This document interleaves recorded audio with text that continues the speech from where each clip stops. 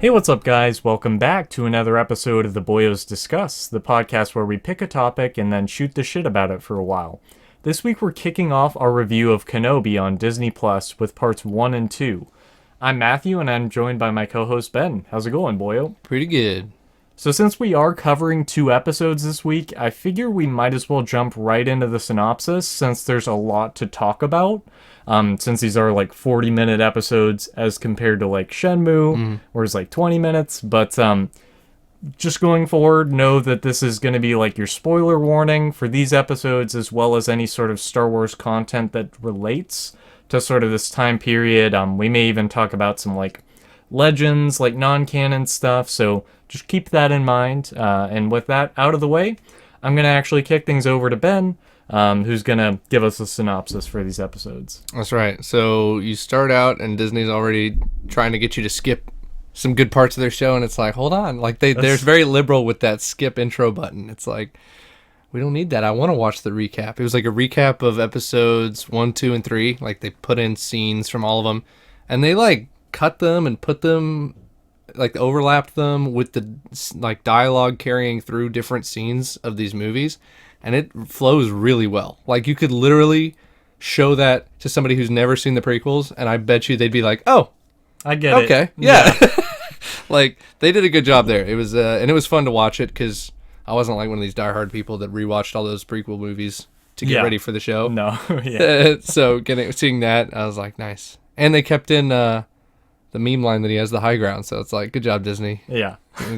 Points all around. It ends, like, the recap ends, though, with Yoda being like, oh, I'm going to teach you how to talk to Qui-Gon. And it's like, oh, yeah, he did fucking say that, didn't he? And nothing happened with that. So it's good to, I feel like they're building that. Yeah. And they do it more in the show later, but, so that'll be cool. I'm pretty sure that's going to happen. But, from there, it opens into the Jedi Temple, right? Like, during, episode 3, and these little Padawans are training with their goofy helmets. And their masters is doing their thing, and then oh no, oops, Order 66. For a split second, I thought it was gonna be, you know, the Padawans that Anakin kills, and I thought that they were gonna be like, we're gonna take the elevator up, we'll be safe there. Oh shit, Master Skywalker. Yeah, but that was not the direction they took. Close.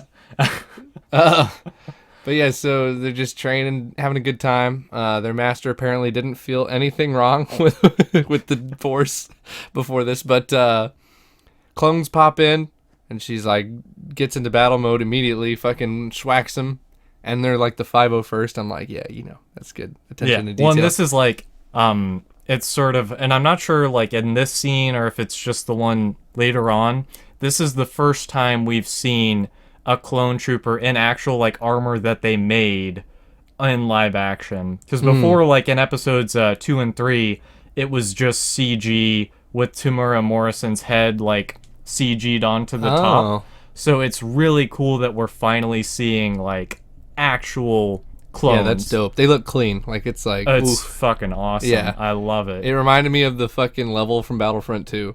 Like they so she takes the kids and she's like, come on, clones are fucking crazy now. And they're running down the hallway and she gets schwacked, but she kills them all. So all the Padawans are like, fuck us. What do we do? And they run away. And in the background, you see all the Jedi in the library like getting mowed down and shit. It's like, damn. Yeah. That was a good way to start it. So then it's okay. There's also a Padawan with them. And there's this big theory that it's like that's going to be the third sister who's one of the Inquisitors, and that totally seems like that's exactly what's going to happen. Yeah. I mean, like, there's stuff later on where we'll bring this back up, but it's, you know, a little bit of foreshadowing or red herring or whatever. We'll see. It seems pretty obvious, though. It does a time jump. It goes 10 years later, and we're on Tatooine. Obviously, I mean, it's a desert planet. It's not Jakku. There's only one other. And so for laymen... And Pisana. Let's not... Who? That's the one from Pisana? episode 9 where there's all those people doing their little dances. Oh, yeah, and then we get that Billy like, D's just chilling. He's like, I've been here for 30 years. It's the Burning Man Star Wars concert. Yeah. Oh, you're right, dope. Where they fly now, yeah. So it's 10 years later for laymen. That's 8 years before A New Hope. So Luke and Leia are 10, picks up right after episode 3. And then a ship comes over. The Shadow, it looked like what's the fucking troop carrier that the clones use? You know what I'm talking about? Oh yeah, Republic gunship. Yeah, it looked like that Shadow, and I was like, what? And then it completely like a tangent here. Yeah. Did you see the trailer for Andor? Like the teaser that they put out? They have like it's a because that I think is set before this when it still is like clone troopers, and they have like a troop transport that is like the middle ground between like a Republic gunship, like to a T, like the wings are Republic gunship wings, and it has like those weird front gun things at the top.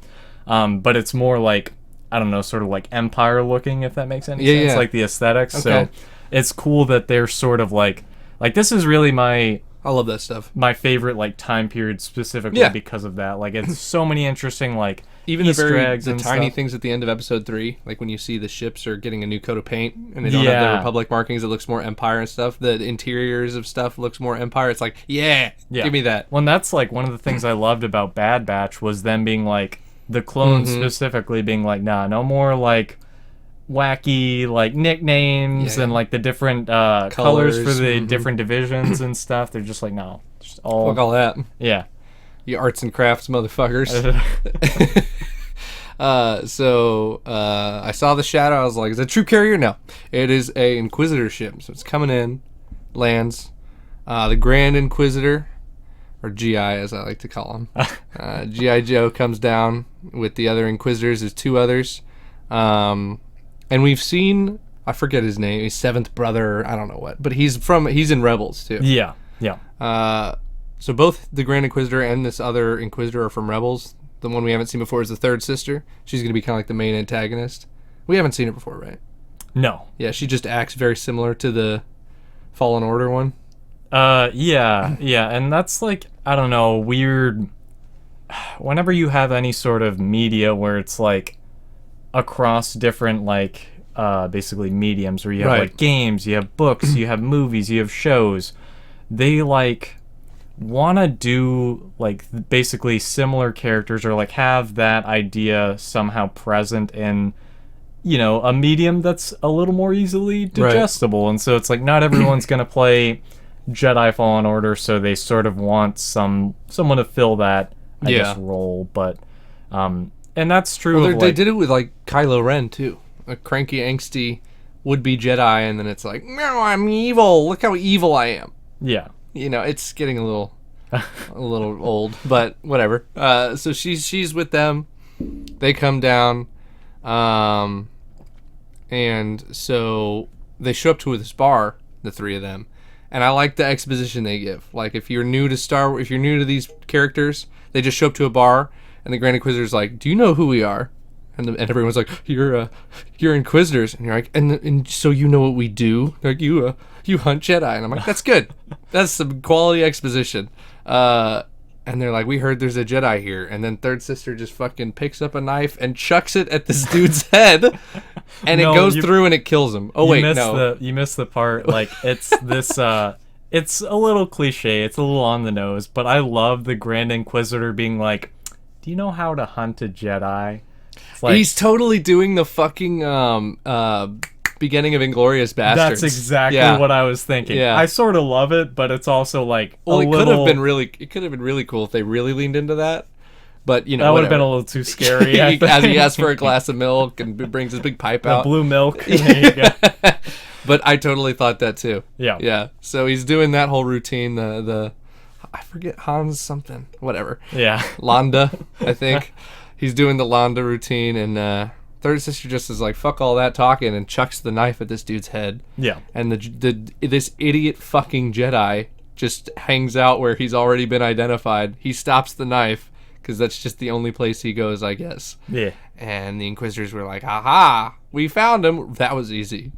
And GI's like, hey, man, so we're going to interrogate you. Can't wait. And then 3rd sister's like, fuck that again, and tries to just kill him. Yeah. He stops her, but in the process, he gets away, and they're just like, oh, he's gone. Yeah, it's really weird, like, They don't chase him. Yeah, yeah. He like caves the awning from the bar into the entrance, and they're just like, "Fuck, that's it." Did they have stormtroopers with them? Nope. Oh, okay. Okay. Yeah. There were 3 of them, covering all exits. Yeah. Yeah, so that was dumb. They're just like, "Oh, phooey, our villain of the week routine. We'll have to come back next week for him." But anyway, so he gets away. Then we cut to this fucking weird ass looking manta ray that's dead in the sand. I don't know what it is. And everyone's chopping weird meat. I want to know what the fuck that was. Like, are these like? It's because it's too big to be like a bantha. Like, because my first thought was like, yeah, they're cutting up bantha and selling the meat or something. No, but I'm like, big fucking ocean creature. Yeah, there's always a bigger fish. Yeah, and it's fucking, I don't know. It's kind of cool looking though. So yeah, whatever. But everyone's on this like assembly line cutting beef. Yeah, cutting this weird fucking expired fish meat out, and it's you can tell it's gonna be Obi-Wan, but they got the music swelling and shit. But it's like cool camera work, from behind them and then from below, and it pans up, and then you see your boy, and you're like, hey, there he is. Well, and I love like we introduce this sort of like routine that he has every day, where like he goes to work, he finishes the shift, he like cleans off his knife, puts it in his pocket, and he takes a little bit of fucking meat. I don't know if it's stealing. Oh, he's stealing, dude. They halved their pay. You think they're not like, fucking, you're doing minimal portions. But he's tucking a little meat away, But so he's looking sexy, and Ewan walks, to this line where they get paid, and this fat, gross dude is just like, this one poor old guy is like, this is only half pay, and he's like, fuck your mother, and he's like, oh, and runs away. And then Obi-Wan is just like, looks at the guy like, dude, that was rude, sir. And the guy's just like the fucking, he reminds me of the half portion man from episode 7. Yeah, he's like, 1/2 portion. Oh fuck, I was trying to think of what that guy's name is, because like they say it a few times in the sequel trilogy. We should know. Yeah, we're fake fans. Yeah. So the half portion guy is like, yeah, that's right, you better keep walking. And Obi-Wan's just like, fine. Gets on the little tram that takes him to and from the city to his dead fish carcass. Yeah. And the colors are very muted. Like, everybody's wearing like tan clothes on a tan tram in the desert. Yeah, they're like, wow, this is a shithole. Yeah, this sucks. Why do we live here? Yeah. So why not bring the meat to somewhere better? It really adds to the whole like corporate slave, like the South Park when they're working in the Amazon warehouse to 16 tons. I haven't seen that, but sure. It's good stuff. So he gets back to town, and he goes to this stall where he keeps his slug horse. It's an Eope. For those and Eope. Where have I seen it before? It's in episode 1 and 3 when they're on Tatooine. Like in episode 1, they ride them like you're right, to and from the like pod racing thing, and it farts in Jar Jar's face. Oh my fucking god, you're right. Biyusa. And then in episode 3, when Obi-Wan brings little baby Luke, he's on his Eope. Yeah, his Eope. It's not farting though. It's the fart horse. It's the fart. Fuck. I knew this stupid looking thing. I fucking love that, like, we're getting these like prequel era ties when it's like, yeah, that's the fart horse. Yeah. So he brings his fart horse some meat, which is kind of gross. Like, there's no beast. Is that the meat burden. he's feeding it? Yeah. From earlier. Yeah. Oh. Yeah, that's why he tucks it away. Oh, I see. For his fart horse. I didn't realize that until now. Yeah. And I feel sort of dumb. Nah, there you go. Yeah. But I realized something on my second rewatch, and I was like, oh, I'm dumb. But I'll tell you, we get to that. All right. So he feeds it the meat, which is weird because you don't feed meat. Like, that's not a beast of burden diet. Like your horse it's doesn't an eat alien meat. horse. You don't know. Yeah, still, there's something off-putting about your horse you feeding meat to your slug-looking fuck. I don't know. It bothered me, but that's just me. I was like, ugh, gross. So he feeds it, and then they set off, and he's walking down the desert on his fart horse, and then the John Williams music is swelling, and it is very John Williams. He did the theme for the show, and I love that. And I noticed that in the credits, and I was like, cool. And this, I think he only did that song, because all the other music in this show is absolutely not fucking John Williams. Yeah. And it sucks. But the theme is really good. Very French horn stuff, you know. Yeah. So so the theme ends, you know, Obi-Wan gets to his cave where he lives. And fuck that. I Like, know. he's like, he gets there and it's like, I feel that, man. Like, that's, yeah. it's like, damn, this is my life. That's like, what single living was like, dog. I was like, I can't wait to live on my own. I finally have the money to do it, and then I did it, and I was just It's like, a well, cave in yeah, the desert. here's my cave. You got And your I'll little- make my your Betty buried R2. Crocker chicken pot pie, and just cry into it watching Mad Men by myself. So Obi-Wan was watching his soaps. Now he gets home and cooks like the same instant food that Ray makes. That looks Yeah. just as fucking horrific. Yeah. It's just like, oh, it blows up like a tin of popcorn with the aluminum on top of it. He gets that and then sits on his porch to lick at sand because he doesn't get to lick at sand That's enough. what you do. I mean, That's when what the you whole do there. planet is sand, you're like, That's man, fuck I guess this that's place. all that's on. Yeah. So that was just like exactly like Ray in episode 7. And Yeah. I don't think they're trying to homage it. It's just like, I don't know. I don't know. It's just kind of weird that they're Yeah. that similar. That's But what anyway. you do on sand planets. Yeah. So he goes and sits on his porch, and then this Jawa shows up, and it's starts talking to him, and it's subtitled. And I think this is the first time in Star Wars that they subtitle a Jawa. Yeah. You know, don't quote I me mean, on that, aside but- from like games. Yeah. Yeah. Like and I it think threw me off. I was like, whoa.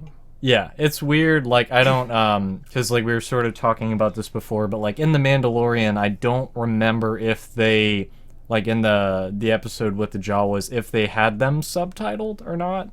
I'd have to rewatch that, but yeah, sort of like in recent memory, I don't recall them ever doing that. And honestly, like, there's not much in that dialogue that needed to even be subtitled. Like, Obi-Wan responds in enough ways to be like, you know what the Jawa's saying, even if you weren't reading it. He's like, hey, I found this. Hey, here's your processor. Hey, look at this. You know, there's enough contextual evidence, contextual clues. But I guess the audience One isn't that thing I smart. will say, and maybe I almost think, because in The Mandalorian, doesn't he speak Jawa Yeah. at one point? Yeah. I sort of am glad that we did not have more of that, Yeah. because it's Yeah. like if it's the understanding that like they speak or understand basic, like the It's like talking to R2 or something. yeah Like yeah the where it's like characters they to know beep and boop back. yeah it's so I'm glad they didn't do that. Yeah, But it's like if R2 was subtitled, it's just kind of weird. You're Yeah. like, huh. But anyway, he buys a T-16 toy from the Jawa. He's like, that's cool. And you're like, why you get some you member wanted that berries one, where dude? it's like yeah. Remember this? I yeah. remember. You've seen it in A New Hope. And then the Jawa's, he's like, oh, my moisture thing's not working. The Jawa's like, I have just the thing. And he's like, you got that from me. And they're like, oh, you. No, that would fuck that guy up. He's robbing It's you, like, dog. oh, I'll kill you. Yeah. And take it. Right. But yeah, and then that scene ends. But I want to know, you know, he's living in a cave, but in episode 4, he's fucking chilling in this nice ass looking house. You know, he's got a Maybe little parking we- spot for Luke's speeder. You know, he looks very cozy there. He leans back. He's like, you know about your dad? It's like, I got his lightsaber in the cupboard. Yeah, over whatever. Here. Come on. Come yeah, over bring here. out the tea set too. So where's that Obi-Wan? You know, this Obi-Wan, he's a little more hovelly, Yeah, and a little like, more homeless. I don't know if like, you know, if that's something that we're gonna see him get in the house in this show. Like, it'd be very fan servicey to do it, but like, Yeah. I'm okay with it. Like, show Yeah. me, how does he get the house? I just noticed because I'm such a nerd. I'm like, oh, isn't he in a house? Yeah, But a lot can happen in 8 years. I'll give you that, Obi-Wan. yeah. All right. After that scene, Obi-Wan, he's having a PTSD dream of more cut-in prequel scenes, which work, but not nearly as well as the recap. Because now that we're in a new show, it's kind of weird that we're having like literal scene by scene of like just pulling scenes out of the prequels. Yeah, well, and then the other thing that, like, I didn't think to point out, but, like, in that recap, as well as this, they only show stuff from the live-action movies and not Clone Wars, which I think is an interesting choice. You mean like you'd think they would show like the animated Clone Wars? Yeah, and that's what I'm saying. Really? Like, there's, I think, like just in terms of like characterization, we get a lot of really important stuff for both Obi-Wan and Anakin and their relationship. I think that would be excellent if it was just an audio dream. Yeah. Like you see Obi-Wan sleeping and you hear the audio instead of seeing the actual scenes like the Yeah. show does. Then I totally feel like you could put in Clone Wars stuff. Yeah. I think that would be really weird if they put in like conflicting visual style. Yeah, I mean, I don't know. It to me was something interesting in terms of like, well, we can't, weird out the people who haven't Right. seen the show. Yeah. Even put in like some Maul, like when Maul killed Sabine and stuff. Yeah, Or yeah. not Sabine, but Satine. That's who it is. Close enough. I knew they were fucking the same. Yeah, stuff like that, But anyway, they show the scenes. Obi-Wan wakes up, and he's does a convincing fucking like, He's freaked I the just fuck had out. a PTSD dream. Yeah. And then he's like, Qui-Gon, dog, the fuck? I need And help. he gets nothing. So it's been 10 years, I'm assuming, that he's been trying to reach Qui-Gon. Yoda ain't taught him shit.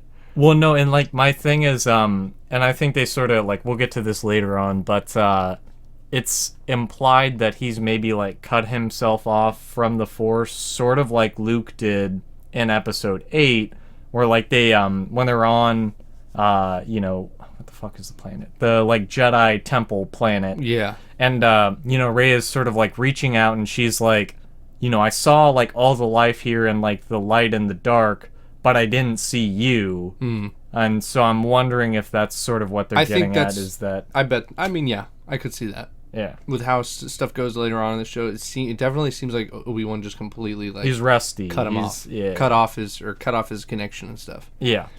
So that's interesting. But yeah, no Qui-Gon. So next scene starts with Scrat from Ice Age looking for an acorn on Tatooine, and then pans over to Obi-Wan on his little fart horse, and he goes to the Lars homestead to peep on him, to creep about on the cliffs, and he uses his Clone Wars binoculars, which I was like, hey. Member berries. Remember that? Looks like a fucking harmonica that he holds up to his eyes. So he looks in that, sees Luke zooming around, pretending to pod race on the doorway of the homestead, and and Owen's just like, Luke, stop being a piece of shit. Yeah. That's pretty funny. Reminds me of my childhood. We have to farm water. Yeah. We live in a shithole. So Obi-Wan's like, yep, that's the kid. There he is. He's our new hope. Trademark. So then it goes to nighttime. Obi-Wan creeps up even more. He's feeling a little more bold. Creeps up to the door, leaves the toy he bought from the Jawa at the door, like a weird ass Santa Claus. So this is like, how in the Family Guy Star Wars, it's Herbert who plays Obi-Wan. That's fitting. I'm getting some vibes Getting some here. Herbert vibes. Get back here, you little son of a bitch. Now I want more. So Obi-Wan, the Herbert pervert, leaves the T-16 there, and he's going back to his cave at night, and that idiot fucking coffee shop Jedi stops him and is like, whoa, dude! Obi-Wan! And he's very comfortable. Dude, we with went to calling, college together. That's what What's that up, felt man? like. Yeah. It's like when you run into someone at the grocery store, you're like, fuck, man, I don't want to talk to this person. Yeah. That's what that was No, like. and he's so uncomfortable. He's like, okay, That's not me. get out of my face. Nah, you think it's not me, it's someone else. Yeah. I just look like people. Yeah. That's not it. So he's like, Obi-Wan, and I'm like, bitch, that's Master Kenobi. He was on the Jedi Council, first of all. You don't just be calling him Obi-Wan. Have some respect, you young whippersnapper. So he's like, Obi-Wan, what up? And Obi-Wan's like, nah, that's not it. And he's like, and then it gets really hammy, like like this is by far the worst dialogue of the show in my opinion, where he's like, what happened to you? And he's like, I don't. And he's like, you used to be a force for good, and why aren't you fighting the good fight? And he's like, there is no good fight. It's just very like cliche and goofy. Well, and it's like a shame because I feel like in Jedi Fallen Order, and granted it's a game, you have like 15 hours or however long that game was to like get the point across, but like the whole sort of theme of like stay hidden, don't show your powers. Like, that's a big part of that And dude, game. he learned that in the first 5 years. He learned that immediately, actually. But Yeah, so because he fucking had to escape that shit. And the game is only 5 years after Order 66. You're telling me it's 10 years after, and this fucking idiot is like, he hasn't been caught this whole time acting like a fucking fool. Yeah. So the show tells you it's 10 years in the future, but it really never feels like it. Yeah. Which is kind of a shame. Like, there's other parts where I have to justify why people are acting like they're acting instead of the show, doing it. Yeah. So this fucking Jedi, who obviously would have been dead by now, is like, let's fight. And it's like, bro, what fight? There's not even a rebellion yet. There's like, two what are you of us. fucking talking about? Yeah. Yeah. And Obi-Wan's like, fuck off. Bury your lightsaber in the desert and stop being an idiot. And that's some great fucking advice. Yeah. I would listen to that. And the kid's like, phooey on you, old man. Yeah. You don't understand me, Dad. And then he runs away. And so then from there, we get to get an actual good look at Alderaan, which is really cool. I love it. Yeah. I fucking love it. And it's a really good contrast with the desert of Tatooine and how Yeah. shitty. He's living in a cave. People are farming for water. It sucks. And then you get to go to fucking Alderaan with the mountains and the green and the beautiful city. It's dope. Yeah. It's like reverse Dune. Mm. And dude, we'll talk about it later, but I get heavy Dune vibes. But Yeah. so they go to Alderaan. You get to look around the city, boop, boop, boop. And then they show these like royal servants working on a little girl, and you're like, oh, that's Leia. Remember her? Remember Barry? And everybody's got her Cloud City hair. Yeah. every single yeah. woman. Yes. So they dress this little girl up. Her mom comes in. She's like, time to go. Wait, you're not my daughter. And all That's the an servants alien are like, hand. Yeah, all the servants are like, thought it would be a good joke. And they're like, you're all executed. Goodbye. And they all lost their jobs that instant.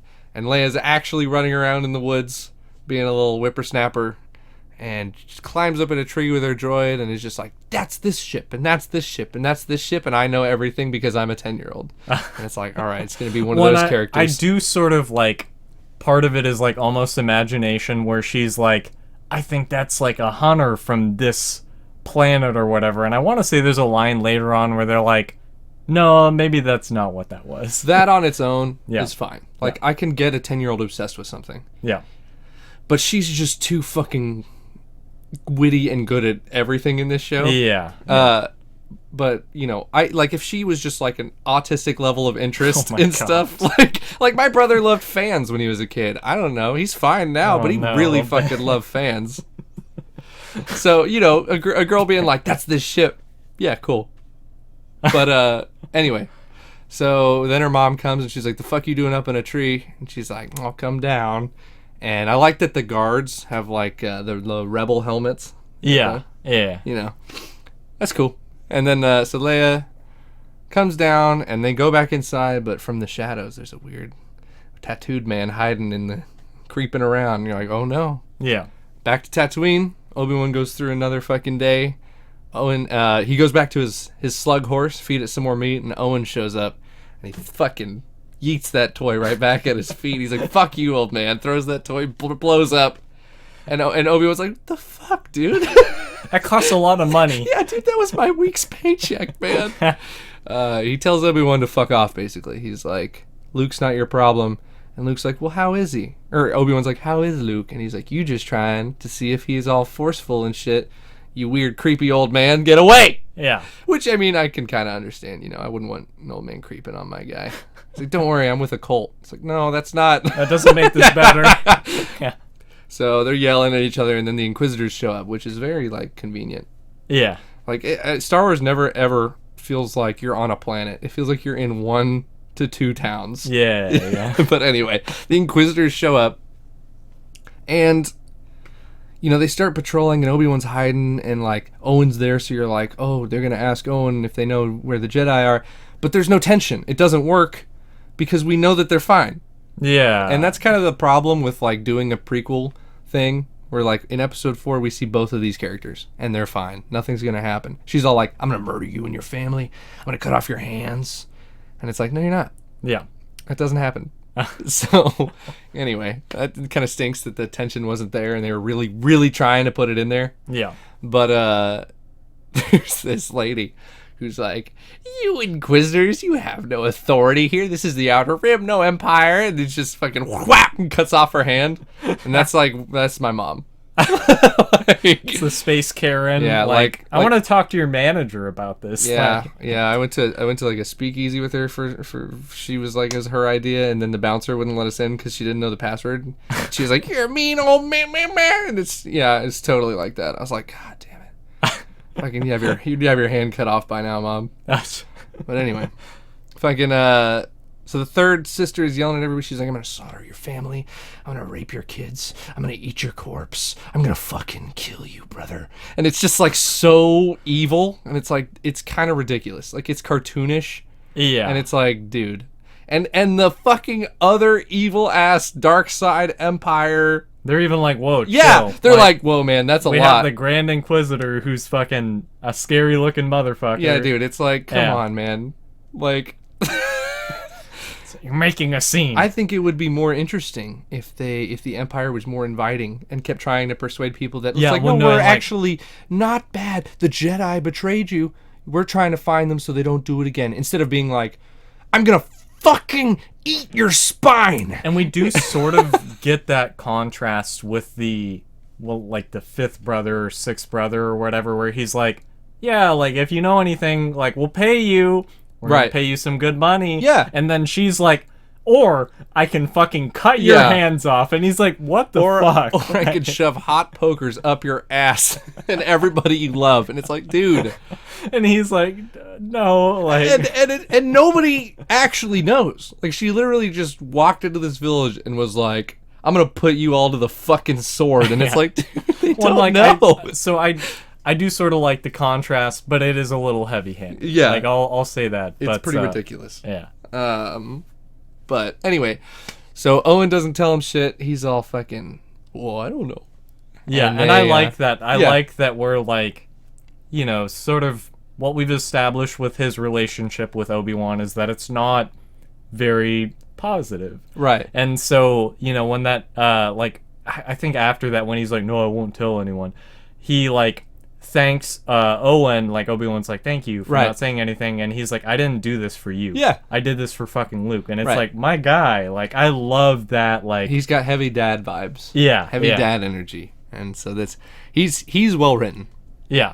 So from there we go back to Alderaan, and we get to see your boy Bail Organa. He's back, same actor. I don't know his name, but he fucking kills it. I love him. Oh, fuck, it's gonna bug me. Yeah. It'll come to me later. Yeah, he's dope. Yeah. Him and Ewan McGregor, hands down, best actors. In Oh the show yeah, so for far. sure. Well, no, like, and maybe I don't think we mention it in the outline here, but like the scene with him and Leia where they're like just talking on the balcony. I'm like, It's so can you convincing, be my dad? dude. Like, I know. love you. He's great. He's great. Yeah. So we see Bail Organa, and Leia's like, he's like, where were you? She's like, I was naming all the ships because I love ships. And he's like, oh, do you think there's pirates? He's like, whoa. And no, I love, and he says this like it's this dumb throwaway line where he's like, when I was your age, like I used to look at those mountains and Yeah. like want to go down and like ride like a space whale. Yeah, he or says whatever. some dumb It's some Star but Wars he name. just pulls it off I know. so well that I'm like, I believe It it. sounds faultless. I know. Yeah, it's so. So he's being a good old dad, and then they're like, "Shush, the cousins are coming," and he's like, "Okay." Cousins come out and they say hi. They go back to their palace, and you really fucking get the vibe that Luke got fucked. Yeah. Like Luke got so hoed, as it's like, oh, there's two kids that are prodigies. Let's raise one as a princess on a paradise planet. What about the other one? He's got a desert family. Throw him over there. He farms water. Yeah. because that's literally That's like, so fucked. Like yeah. the fan reason is that Vader doesn't like sand, so it's like, oh, that's where they put him. It's the last meme- place he'd the want to meme go. reason. Yeah, you know. So fine, I'll go with that, but it's still fucked up. Yeah. Just adopt them both. I always wanted a girl. What about brother and sister? Nah, Fuck that. No, dude, not at all. Not just even a want little. one kid. Yeah, fuck the other one.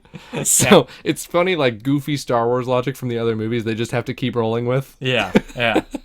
So they're in the palace, And this fucking Leia's cousin, who's like a few years older than her, is just like, "You're polite to droids, you fucking loser."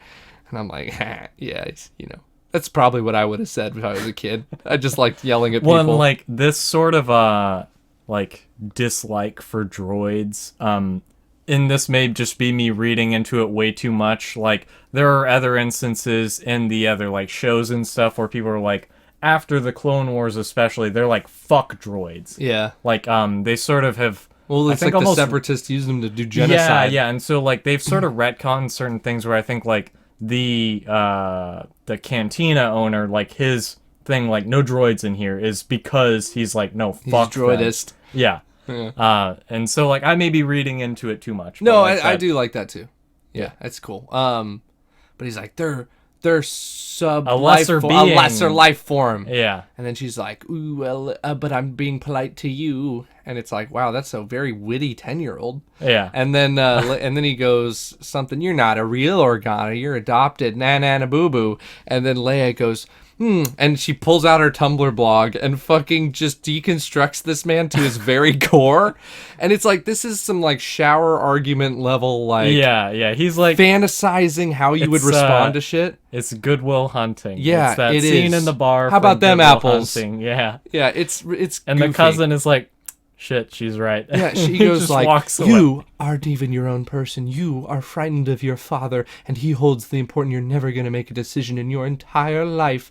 And that's what I say, says I, a 10-year-old little girl. It's like, no, you know what would have happened? She would have cried and ran away and been like, "I hate," or he would have like punched that. her after, and it would have been more compelling. I don't want this fucking character to be Leia.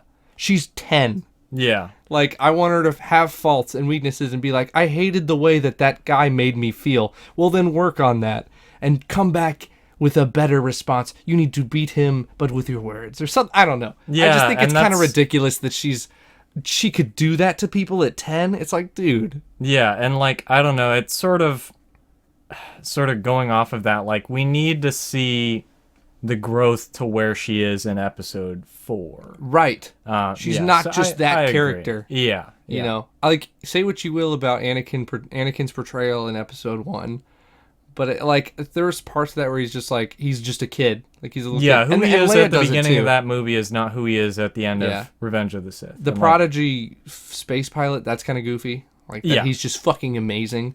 But the way he acts and talks, it's more convincing that he's a kid than Leia's a kid. Like, because it sounds like she's written by a fucking Tumblr. And I don't know. Part of me is also like, it's really tough to do child actors just in general, like to have child actors be, especially roles that you're familiar with, and like we have never seen Leia in this context, and so I've heard people, translating that like to a child actor. I've heard people bad-mouthing the child actor. I think she's fine. I just think the writing is not that great. Yeah, I think it's a combination of the writing not being as good as it could be, and her just by nature of them being a child actor is like, you know, it's a hard thing to get right. I don't have a problem with her being like snooty and preppy because she's a fucking princess. Like, I get that. Yeah. But being so goddamn intelligent and thrifty and brave and courageous and wise, it's like, dude, too much. Yeah. Too much for a 10-year-old. Uh-huh. Yeah. But anyway, she fucking dissects her cousin, and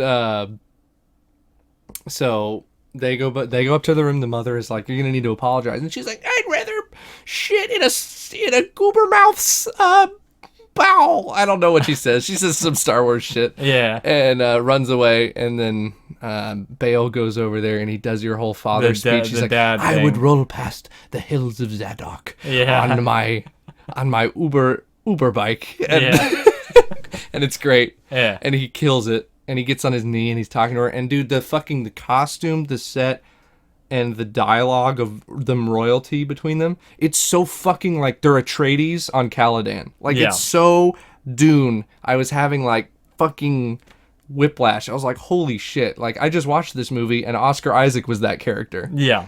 So that's cool. Like, I honestly, like, the more, I'm not even upset at that borrowed element from Dune, because it's like, I fucking love Dune.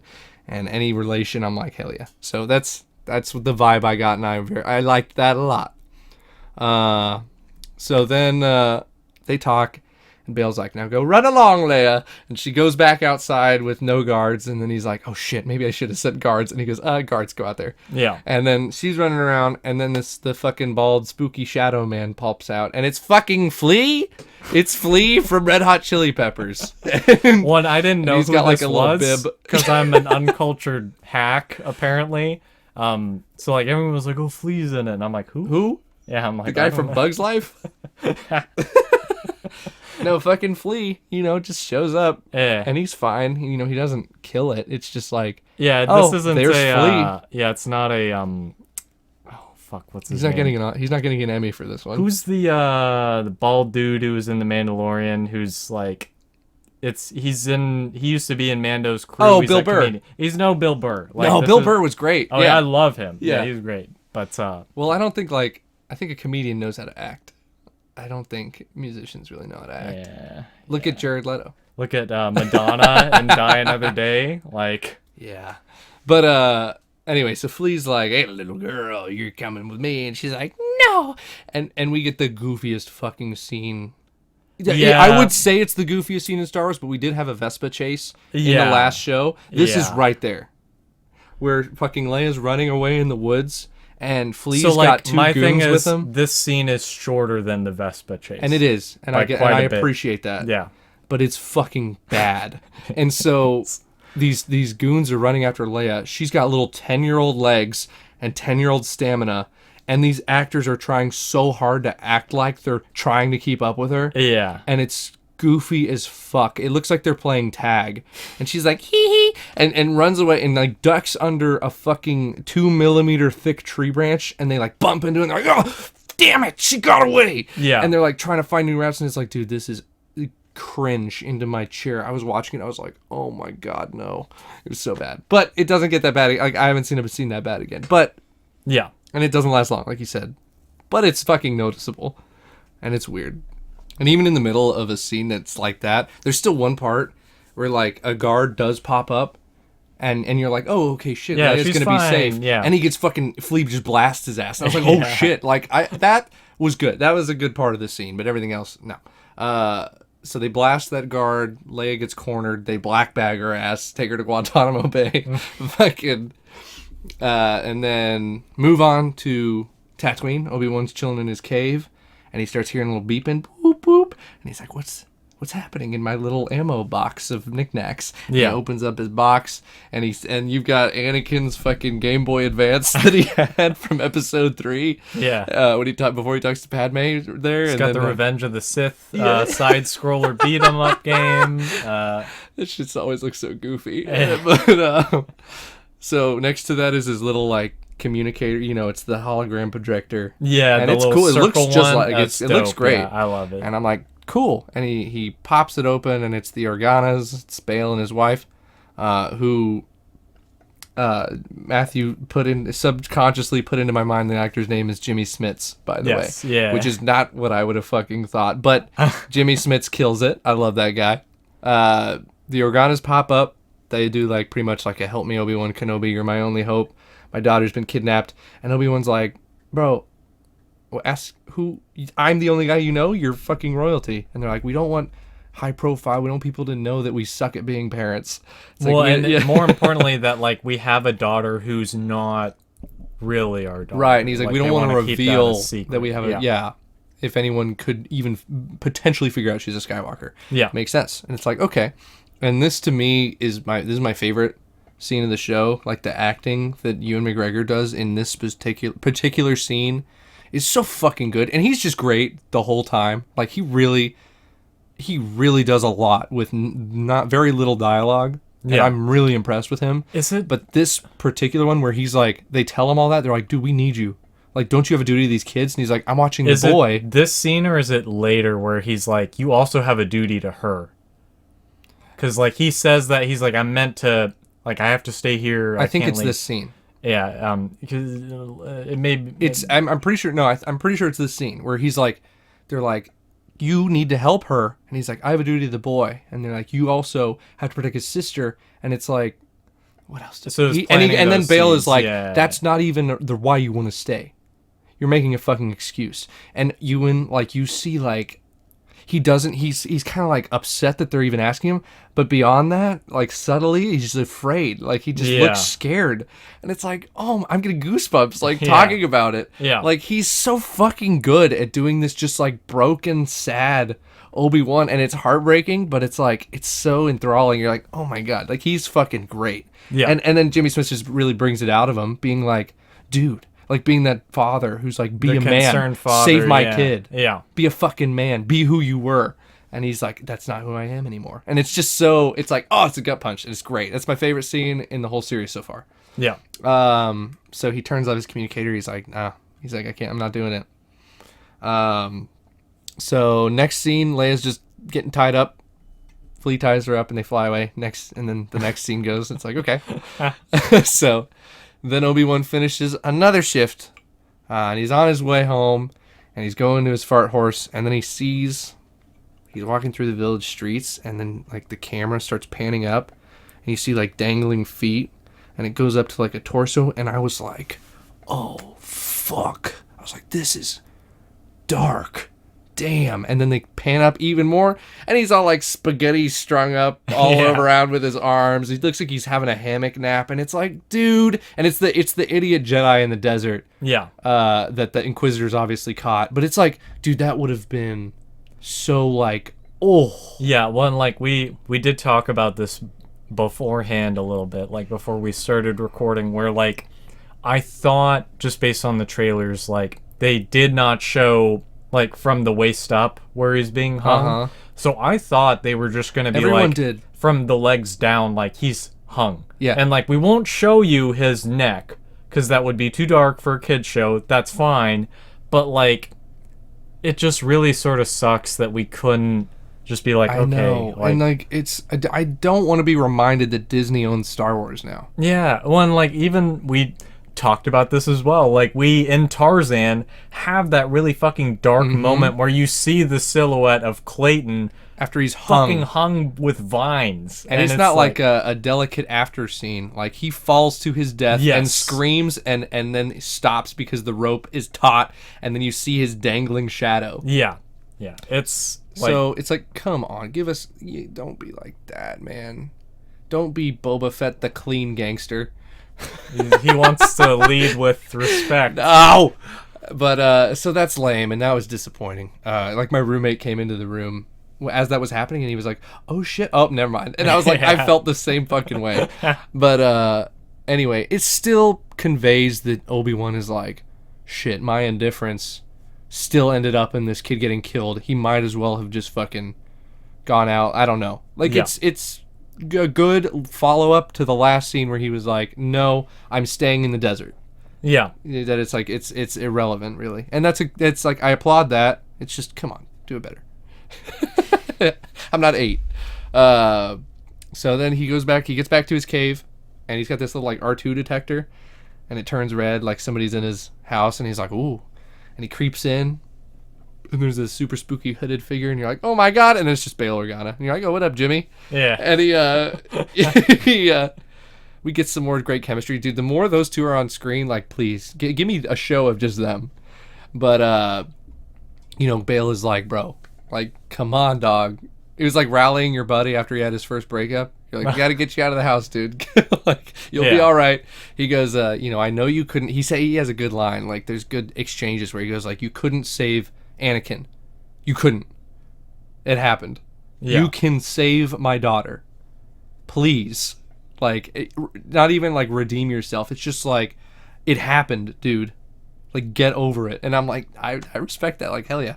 So, that was really good. Good dialogue there. I feel like there's two different writers, honestly. Like, sometimes it just drops, and sometimes it's like, man, so good. It's weird. But at least that, like, the dialogue where it really counts has been pretty good. So then, cut back to the spaceship. Leia has her little droid, and she's like, oh, help me. And the droid starts a little buzzsaw in her rope, and then Flea comes in, and he's like, bitch, you thought, slaps the droid down.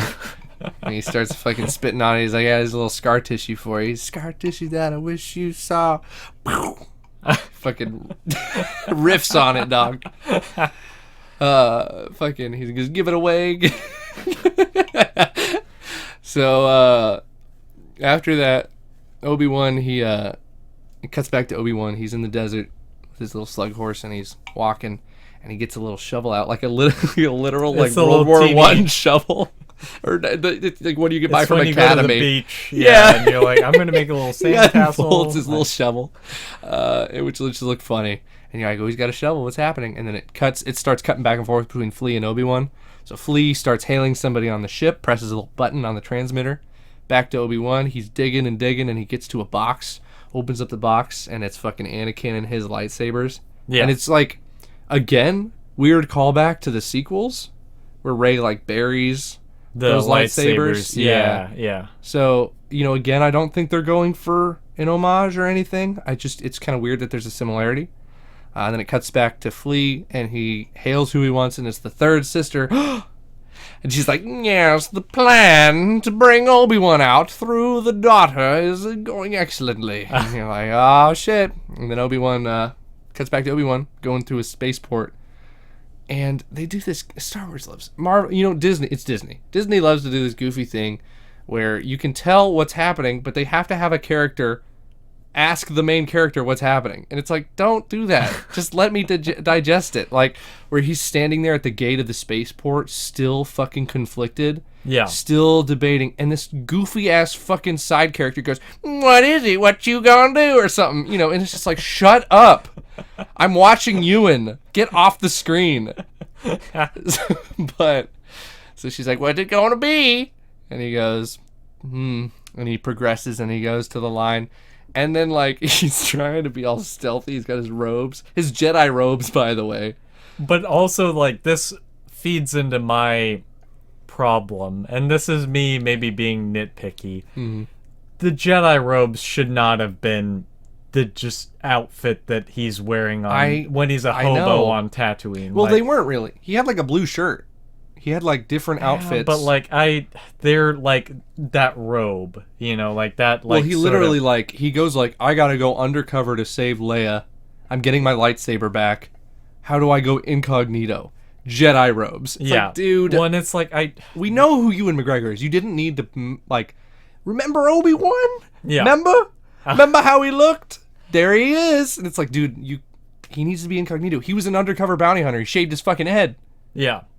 Like, I don't know. My whole thing, and again, it's a nitpick, but like, I wish that, and even in some of the like concept art for episode 1, it shows like Jedi wearing like not samurai armor. No, but I know like what you're talking about. It's like black and it's cool, and like I wish we had like just that throughout the original or the prequels. What the hell? Well, I don't even think like the Jedi robes. I think I remember them saying it just kind of happened because in episode 4, that's what they put Alec Guinness in, and then that just became they're like the that's Jedi what look. A Jedi wears. That's it. Yeah. Luke in Return of the Jedi. Who? So when there's no context for like what a Jedi is, and Alec Guinness as Obi-Wan is wearing that in the desert, you're just like, okay, old man robes. Even Yoda a little bit, like in his sort of like. Yeah, nasty looking robes. But now it's like, yeah, that is the Jedi look. I really don't like that. I don't either.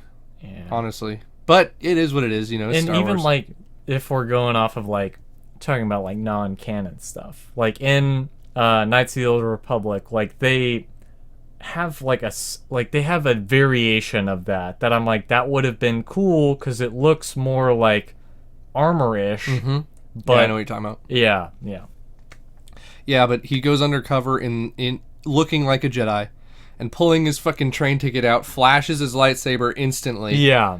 And it's like, dude, these are like, this is the thing. It's like, it's reminding me that Disney is making Star Wars now. And I know. Where they're like, clap, you nerds. I know. Yeah. I know that Star Wars is for kids. I know it is. I can't be upset when they do stuff that's for kids. But it's like, dude, we don't have brains the size of walnuts where you go, he's got the lightsaber. I almost think if it had been like a wider shot and he did that, I'd have almost been more okay with it. Whereas like it's like a zoomed in shot. They're like, look at his waist. I know. Look it's at just it. like, it's very like, I knew this would happen, and it's fine. It doesn't ruin the show. I'm gonna keep watching it. And I'm still gonna. I've enjoyed it, but the fucking like the member berries. Yeah. It's too much sometimes. So anyway, he flashes his lightsaber like a goober.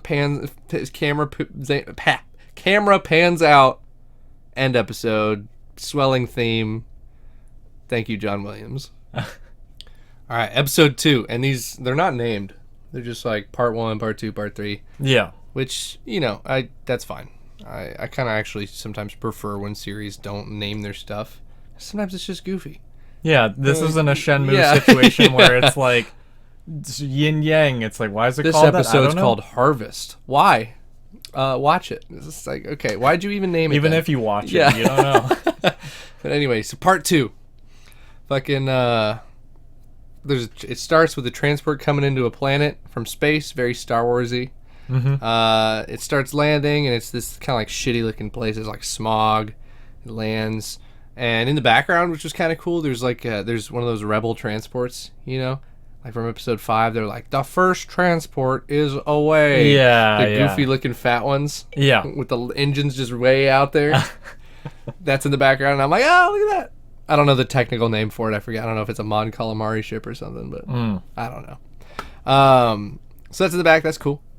And they're all debarking. Disembarking. There. Thank you. I was like, debarking? That's not right. That's when you remove the bark from a tree. Anyway, they're disembarking. And Obi-Wan goes to this guy, and he's like, I'm looking for a ship. And he's like, fuck off, old man. Do you know where you are? This is planet Dio? Dayu. I don't know if that's the city or the planet. Dayu, yeah. This is Dayu, old man. Well, like, ain't no this ships is- here. Ain't no tracking. I'm sort of like disappointed that they didn't, because like in old canon, if we're being technical, like the Legends stuff now, you have like there's 2 like main Hutt planets. There's Nal Hutta, which is like Right. a swampy shithole. Yeah. And I think that is canon now. Like I think they It's go in Clone there Wars. in Clone Wars. Yeah.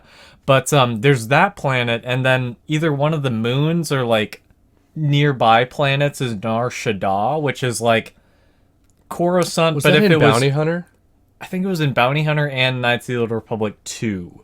Nar Shaddaa. Is that like where Bounty Hunter starts when you're in the Coliseum kind of thing? And it's like a space. No, that's like a spaceport yeah. somewhere. But it's like it's feel a like it's similar in there, vibe though. where it's like, like imagine Coruscant, but everything is like the crime, like undercity. I made a note that it's super like Hong Kong Blade Runner. And that's Nar Shaddaa, like Yeah. to a T. Like that, if they had done that, you could have told me that was Nar Shaddaa, and I would have been like, Oh, they "Ooh." should have just gone for it then. Yeah, and that's why I'm like, that's disappointing. Yeah. But No, it's very, very like even the people on the streets and what they're wearing, like the weird kind of like Eastern inspired, almost look like rice hats, but like they're Star Warsy. Like it's futuristic, but it's like it's cyberpunk. yeah, It's cool. I really like that. I'm like, oh, cool. We're in planet Ridley Scott. yeah. And that's what that's All the neon signs and stuff. And you said yeah. Nar Shaddaa, and I was thinking like I would if I could see level 1313 in Coruscant, I'd want it to be like this, Yeah. where little kids are just like, "Hey, Mister, you want drugs?" Like, what if I'm the police? The Who? They don't come here. yeah. So anyway, so it's a cool setting. Obi-Wan's wandering the streets like a fucking old bumbling lost guy in Jedi robes. Yeah. And this fucking guy off screen, or camera's behind him, is like, "Hey, I want credits." And he's shaking a little clone helmet, and it goes and it shows him, and it's Temura with a big old fucking bushy beard in Yeah. 501st armor. Fucking disheveled as Yeah, hell. you get to see a homeless clone, and I'm like, dope. That's yeah, sick. and that is such a like. I feel like this is a scene that people are gonna look back on. Like there's a few iconic movies and like shows, movies where they're like sort of similar in like Marvel, like with Falcon and the Winter Soldier. Like you had that scene with like the bloody shield. Yeah. You have like a fucking clone trooper hobo Yeah. like begging, and it's like this is like I think a scene that people Or are just gonna the like. prequels are in that standard of just like decay and just like everything's shit. now. It's like a really sort of like, I feel like it's going to be an iconic, as weird as that is to say about I a could see homeless it. person, like it's something that I think people are going to look This back fucking on. symbol that you're like, they're so cool and fucking sick and warriors, and then it's just like, Yeah, it's like where are they Obi-Wan now? too. Yeah. And there's a good juxtaposition between him and Obi-Wan, you know. Well, and it's interesting that him being a member of the 501st in particular, Right. he does not recognize Obi-Wan. And part of that is also like the 501st I didn't think about that at all. were Anakin's clones, but they did a lot of like missions together. That's true. And he still doesn't recognize him, and so that sort of feeds into the idea that like Obi-Wan isn't who he used to Probably be. on a lot of spice, let's be real. I mean, you're making a lot of judgments. Hey, you on know, that. stereotypes just didn't jump out of nowhere, you know what I'm saying? Oh my god. Fucking, no, but, and I feel like this isn't a follow-up scene. Like, I don't think we would have gotten this scene if we had just had the prequels. I think this is a follow-up scene from the Clone Wars specifically. Because Clone Wars really was the thing that made clones Even like Bad Batch, people. like yeah. Well, Bad Batch is from Clone Wars. Yeah. I'm just I saying, see like, what you're the saying. animated Yeah. show where they really personalized the clones. Like, I don't think that would have existed at all if the Clone Wars didn't happen. Yeah. Where we get to see that, and Obi-Wan give change to the dude He responsible. like hesitates at first. 'Cause Right. He's like, is he gonna recognize me? Well, it's that. I feel like it's that, and also, like, if you knew that marking, he was at the Jedi Temple killing the 501st with Yoda. Yeah. Because they had just slaughtered all the Jedi and the Yeah. kids and everything. So I almost kind of wanted Obi-Wan to be like, you Like fucking, no, yeah. like yeah. But then he still gives him money. Like, Yeah. even recognizing that, I'm going to canonically go that Obi-Wan is just such a good fucking Jedi. Yeah. Still, that he can just forgive it and have no attachment and just be like, you know, this wasn't on you, man. This was like shit you bigger were than you. forced to do Yeah. this. Yeah. So that was a really cool scene. And Yeah. it was very short and brief, but it was awesome. Yeah. Gives him change. And then right after that, some like real clean, crisp looking stormtroopers walk right past him. Yeah, You know, like yeah. out of the way. Like it's just the new order stomping on the old one. And it's like, damn, that's good shit. yeah. So that was great. So after that, he's walking through the street still, and this fucking pink-haired guy is like, "Want to buy some death sticks?" No, It's a girl. I know it's a girl. Pink-haired guy. It's a girl. She comes up to Obi-Wan and she's like, "Hey, I got a bunch of spice. You want Kessel? You want fucking whatever? Woo!" Yeah. And a Felucian. And he's like, "Nah, that ain't me." And she's like, "Well, have some on the house," and gives him a fat fucking sample. I'm like, damn, homie, hooking it up. Gotta get him hooked. Hell yeah, dude. And he's like, "Well, I'm looking for my daughter." And she's like, "Shit, man, I was somebody's daughters too. What?" And it's just like, wow, That's this is like fucked. a very dark thing to Yeah. say. Like, I was someone's daughter at 1.2. You're not gonna find her. Yeah, it's like, do And enough it's of that and you'll holy forget about her. shit. It's like, Yeah. God. I was like, good lord, like and that's what I'm saying.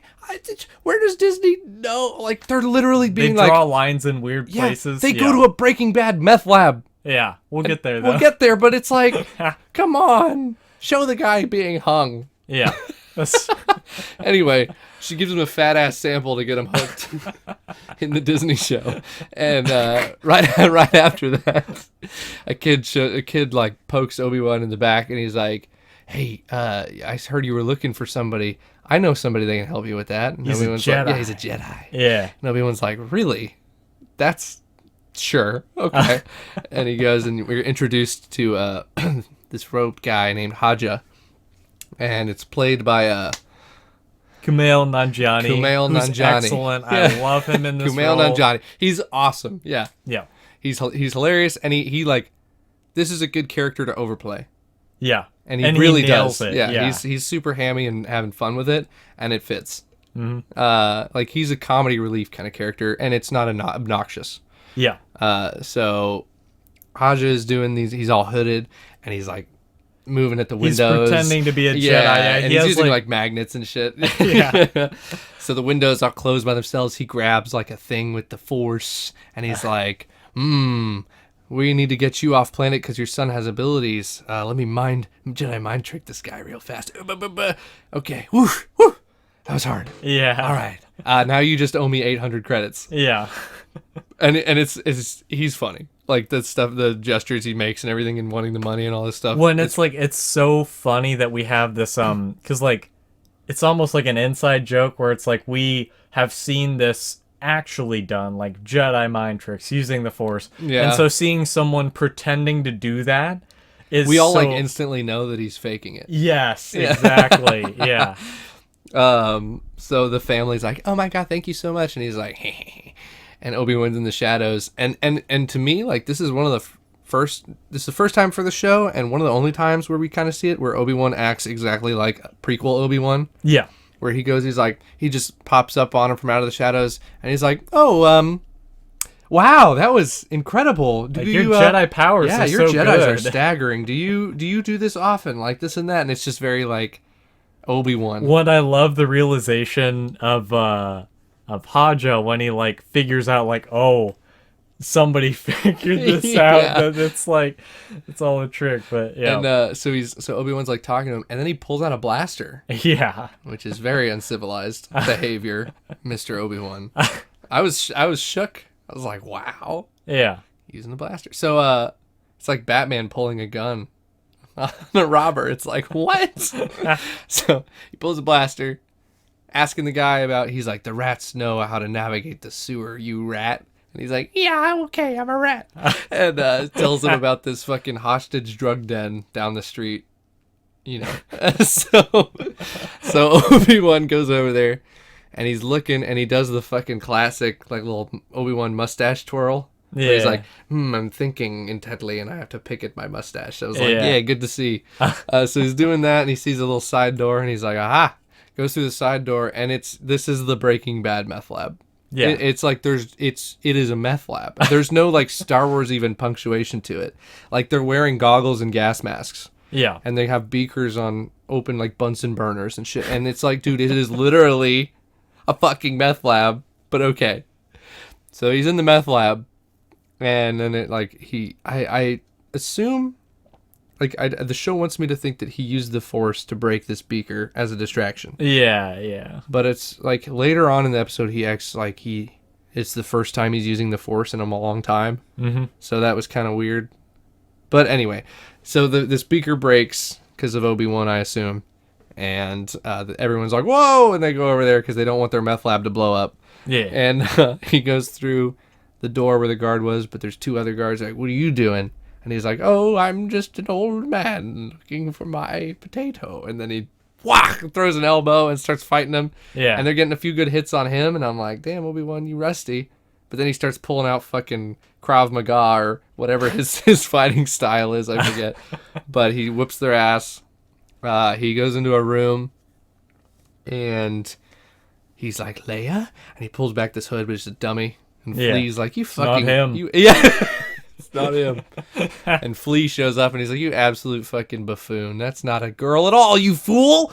And he pins, he gets his goons to pin Obi-Wan, kicking him in the balls. And Obi-Wan's like, oh. And he's like, yeah. And then, I'm going to tell you my evil plan now, Obi-Wan. And he goes like, we used her to get to you. And the third sister will be happy. Bah, bah, bah, bah. And then Obi-Wan's like, Pakistan. And throws his fucking free sample of drugs. Yeah. Throws it on the floor, gets everybody really high, and runs away. And gets out of the room. Then all of a sudden, the scene shifts, and we see the third sister outside the club. Oh, shit. Goes back to Obi-Wan. He just kind of like opens the door and finds Leia, and he's like, oh, what's up?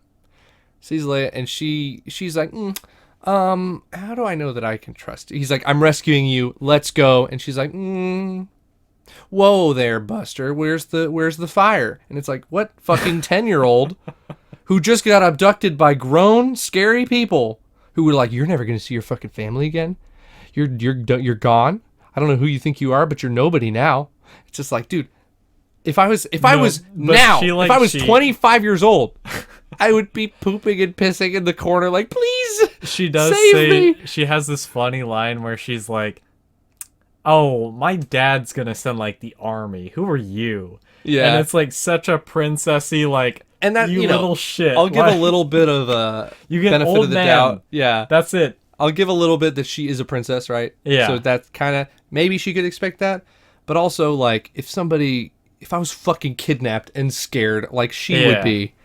And she, like, I don't know if I mentioned this earlier, but in the last episode when Flea has her tied up, breaks his droid, and then breaks her droid, and then does his routine from the Red Hot Chili Peppers on her. She goes like, "I'm not scared of you," and it's like, shut up. You are 10. You are scared. You are scared. Yeah.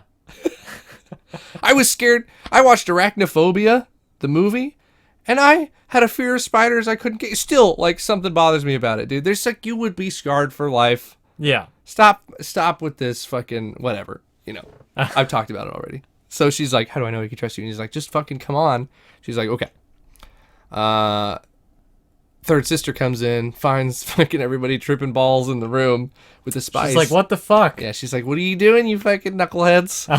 And so then, Leia and Obi-Wan get outside the club. They're running away. Leia sees Obi-Wan's just free hanging, dangling lightsaber there because it's just fucking out there. Yeah. And she's like, "Oh, you're a Jedi." And he's like, "Yeah, my name's Ben." And she's like, "Ben? That's the lamest name I've ever heard in my... That's lame, dog." And he's like, "You doesn't sound like no Jedi." And Obi-Wan's like, here's the rules. Shut up. Don't do anything. Yeah. Follow me. You're done." And I'm like, "Thank you. A responsible adult." So then we go back to the third sister, and she's kind of running out the club. And then fucking your boy G.I. Joe and the Quizzies.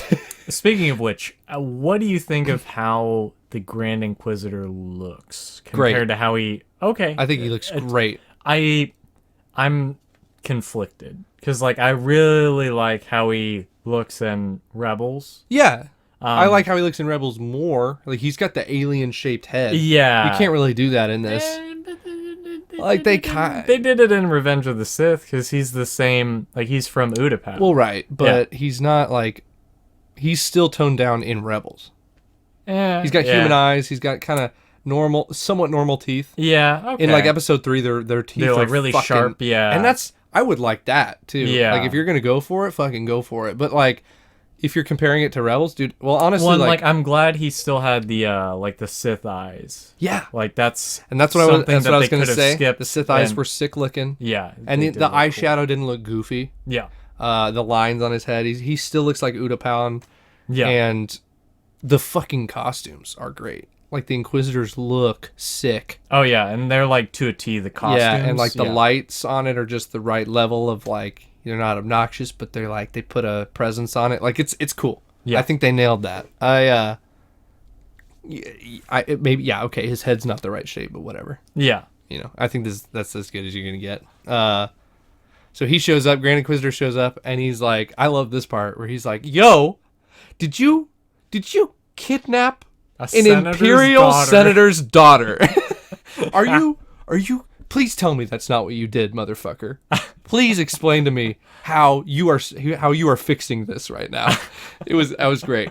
He's like, "You kidnapped an Imperial senator's daughter," and she's like, "Well, I want to get to Obi-Wan," and he's like, "You fucking scum." And it's like, "Yes, this is great." And he's like, you know what you are?" And she's like, "Huh?" He's like, "You are the least of us." And I was like, damn. Well, no, he's like, "We fucking took you out of the gutter. Out of the gutter. You little shit. And you are the least of us. Yeah. And I'm sick of this shit." When it's like, on the one hand, it's sort of heavy-handed, like, storytelling where it's like, we know this is the inciting incident that's going to turn her from being, like, one of the Inquisitors or, like, fighting, I don't know, like, similar goals, but, like, not aligned exactly. Right. But on the other hand, it's like, I fucking love the Grand Inquisitor, like his delivery. And it's interesting because in the sort of lead up to the show, there were like interviews with all sorts of the actors and stuff. And the guy who plays the Grand Inquisitor was like, "I did not watch Rebels before this because he wanted to have his own spin on the character or like make it true to his vision for what the character is. But it still is like, that's the Grand Inquisitor." I can almost justify that because Rebels is technically after this. Yeah. But that's kind of dumb. I don't know. He does a good job. Yeah, and that's like, I don't see anything in his portrayal. But also, it's not like he's not doing fucking Citizen Kane. I mean, like, act like an evil Imperial person. Okay. I don't know. I like it. Like, he's fine. Yeah, I think he's good. I think he's good, but he's not amazing. He's not bringing something to that character that I'm like, whoa, shit. Like, it's literally just like a evil, in charge Imperial British guy. Yeah, there have been 500 of those. Fair. He looks great. Yeah, But himself, And like, I don't think that we did. Maybe I won't say that until later. Like, well, because something happens in the end of this I episode know, that we'll get to. I think we're gonna see him in the upcoming episodes. but I want like the Inquisitor chewing out subordinates, like to fill my cereal bowl so I can enjoy every spoonful. That shit's great. Yeah. So he's like, you suck. Get out of here. You're done. I'm taking over. He's like, you actually brought Kenobi here? Okay. Well, now I'm doing that because you suck. Yeah. So he takes over, and she's like, me. And she goes and tells Flea to broadcast a bounty on Obi-Wan to fucking everybody. Bandits, bounty hunters. I love that. The whole like, city. It's such a like, and I loved it when they did it in The Mandalorian, when they in season 1. Yeah, where they like all put the bounties start beeping, and they start, and then dude, he just looks around. He's like fuck. So, yeah. So that starts happening. Everybody gets a projection of Episode 3 era Obi-Wan. Yeah, that looks exactly like fucking Obi-Wan right now because he's in Jedi robes with a beard. It's like, maybe I shouldn't have. Maybe I should have changed. So he sees these bounty hunters getting this message, and he's like, "Shit," which is funny. And then, so they go to look for different clothes for her. Yeah, which doesn't make any sense. Doesn't make any sense. Yeah. Thank you. So they go to a vendor to look for clothes for Leia, and he's like buying a dress, and he's like, we want to take that dress, and she's like, ooh, gloves, and he's like being a little girl, and he's like, okay, we'll take the gloves too. Yeah. Like, get us out of here. And that's like I'm saying, they teeter totter, they go back and forth. That's convincing. That's what a fucking 10-year-old would do. Yeah, they wouldn't understand. Like, even if they were kidnapped, like when you rescue them, and they're like, now I get to see the city. Like, she talked about how she never got outside of Alderaan. Yeah. I can understand that. So that was good. I thought that was funny. And it's like, hee, yeah, get the gloves. So they get the gloves. Fucking, where am I? Yeah. So Leia wants. So they get the gloves and everything, and Leia's like, now that I'm thinking about it, are you really a Jedi? And it's like, bitch. I don't have time for this. And he's like, yeah, I'm a Jedi. She's like, well, then pull your lightsaber out or make me float. And I'm like, that's 10-year-old. Yep, yeah, that's good. Yeah. 10-year-old would do that. And then all of a sudden she turns around and goes, the less you reveal of your characters, of your speech, the more you reveal in your demeanor. I don't know, some profound goofy shit. Yeah. And Obi-Wan is like, how old are you? And I was like, thank you. That's a moment where it's like, cue the laugh track. Yeah, that's validation for me, because I thought I was the only one that noticed that she's not fucking talking like a 10-year-old. Yeah. And it's like, that doesn't make it, like, you pointing something out doesn't make it okay in your own thing. Because, like, it reminds me, in this Batman movie, there was this villain, and his name was Paris Franz. And all of his goons are like, what is it? And he's like, I know. Yeah. It's goofy. Moving on. And it's like, no, if you know, don't do that. Don't do that. So stop giving Leia this fucking profound shit. I don't need her to be a goddamn philosopher. When she's like that in episode 8, when she's 60, cool. But not as a fucking 10-year-old. That's stupid. Anyway, off my soapbox. We cut from there to the fake Jedi Haja. And he's like, he sees the bounty, and his kid runs in, and he's like, bro, wasn't this the guy that came in? Look how much money. And he's like, fuck, that's a lot of money. And they go to get him. Scene cuts again. The Grand Inquisitor's telling the other Quizzies to lock down the city and all of its spaceports. It's like, yep, smart. He's taking control. He's in charge. He sees, all of a sudden somebody's like, hey, you seen this? And it's the bounty on Obi-Wan, and he's like, fucking Reva. He says Reva. I guess that's her name. Yeah. The third sister. And he's just like, you can see him just like pinch the space between his eyebrows, like, yeah. And so from there, Obi-Wan and Leia are in an alley. Like, they go into an alley, and this bounty hunter springs up on Obi-Wan. He bops him in the face, knocks him out instantly. Cold. I'm like, ooh, WWE moves right there. And fucking, they move around, and they're figuring it out, and then the bounty, like, Obi-Wan's fucking with the guy's wristwatch or something, and the bounty pops up again. And Leia sees the bounty, and just fucking instantly puts it together. What's exactly what's happening. She's like, oh my God, wait, are you telling me that the kidnappers took me to get to you because you're their target? And it's like, dude. Yeah, well, and like my problem with this scene isn't even so much that she figures it out, but that she comes to the conclusion that Obi-Wan set this up. And that doesn't make any sense, right? Yeah, so she figures it out brilliantly, which doesn't make sense, which is stupid. I have less issues with that than like I think the that's conclusion dumb. she jumps to being Obi-Wan did it, and it's like that doesn't make any sense It's dumb. given the context of what's happening. Her figuring it out isn't dumb because it doesn't make sense. It's dumb because your character is too fucking smart for a 10-year-old, and it's frustrating. For me, it's frustrating at the first half, and then when she goes like, "Oh my God, so they brought you out of hiding because you're behind it," and then runs away from him, and it's like, what the fuck? Yeah, it doesn't make any sense. So it's frustrating on two. This sucked. It's a weird way to do. Like they're clearly trying to get to a certain point in the story, and they're like, "How do we get there?" Exactly. Yeah. That's exactly what it felt like. Yeah. So she runs away, and Obi-Wan's like, "Oh my God!"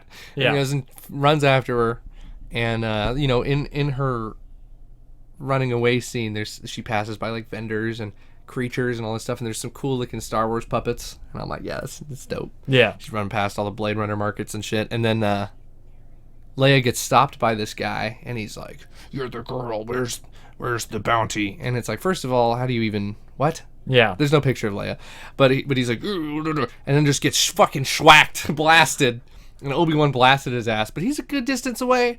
How do you know this dude wasn't like, "Oh my God, little girl, are you okay? Have you lost your parents?" Yeah. So he just swacks this guy.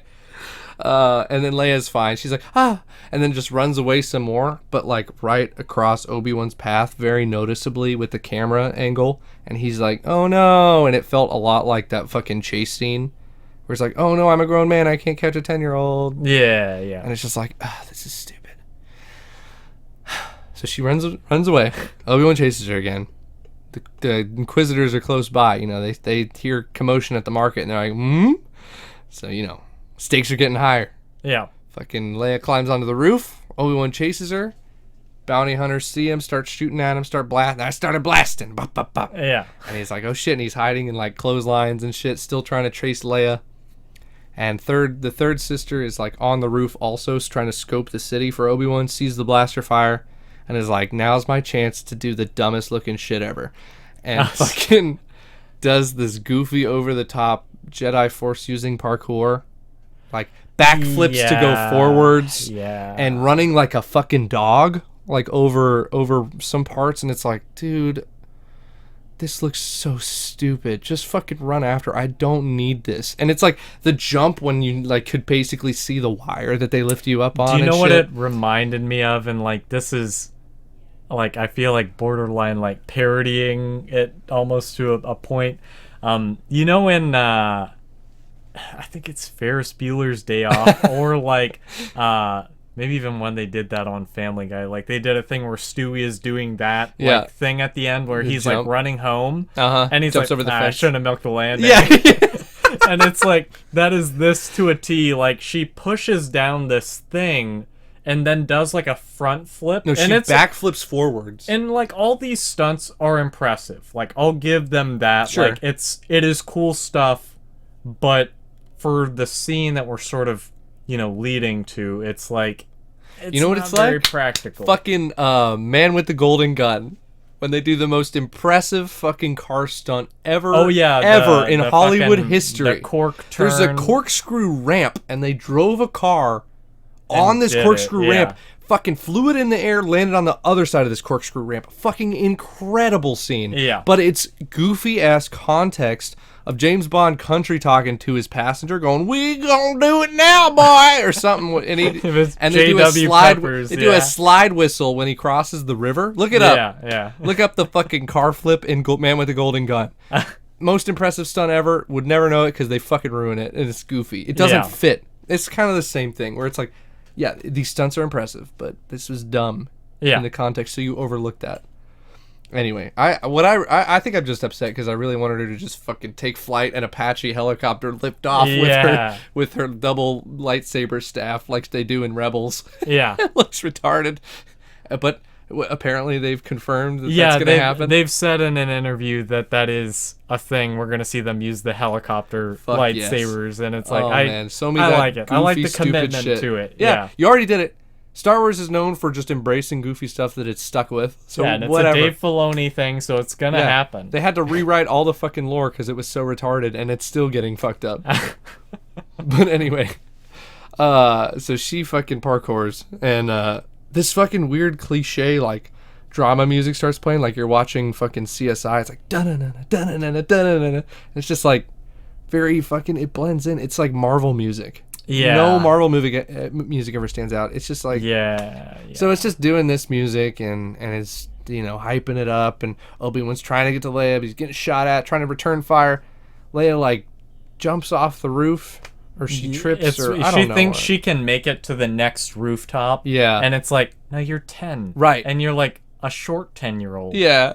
Like, you're not gonna no. And it's just another thing that a 10-year-old just wouldn't fucking do, man. Yeah. But anyway, she jumps, misses, grabs a clothesline. Yeah. She's like, "Oh my God, Ben, fucking help!" And he's like, "Oh shit!" And he goes to the ledge, tries to get her. She fucking falls. She goes, "Ben, help!" She's fallen, and Obi-Wan uses the Force, and he breaks her fall just in time.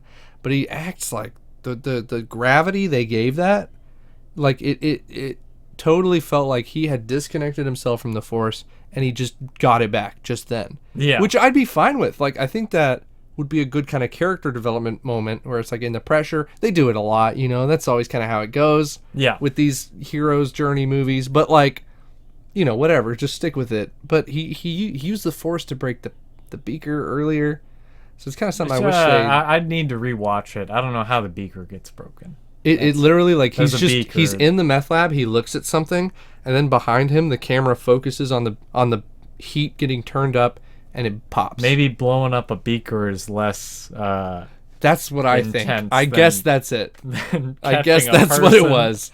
I don't know. But I think it would have been better if that was the first time we saw him use the Force, but whatever. Yeah. Whatever. I'm nitpicking at this point. But he's all strained. He's like, whew. Yeah. Got her.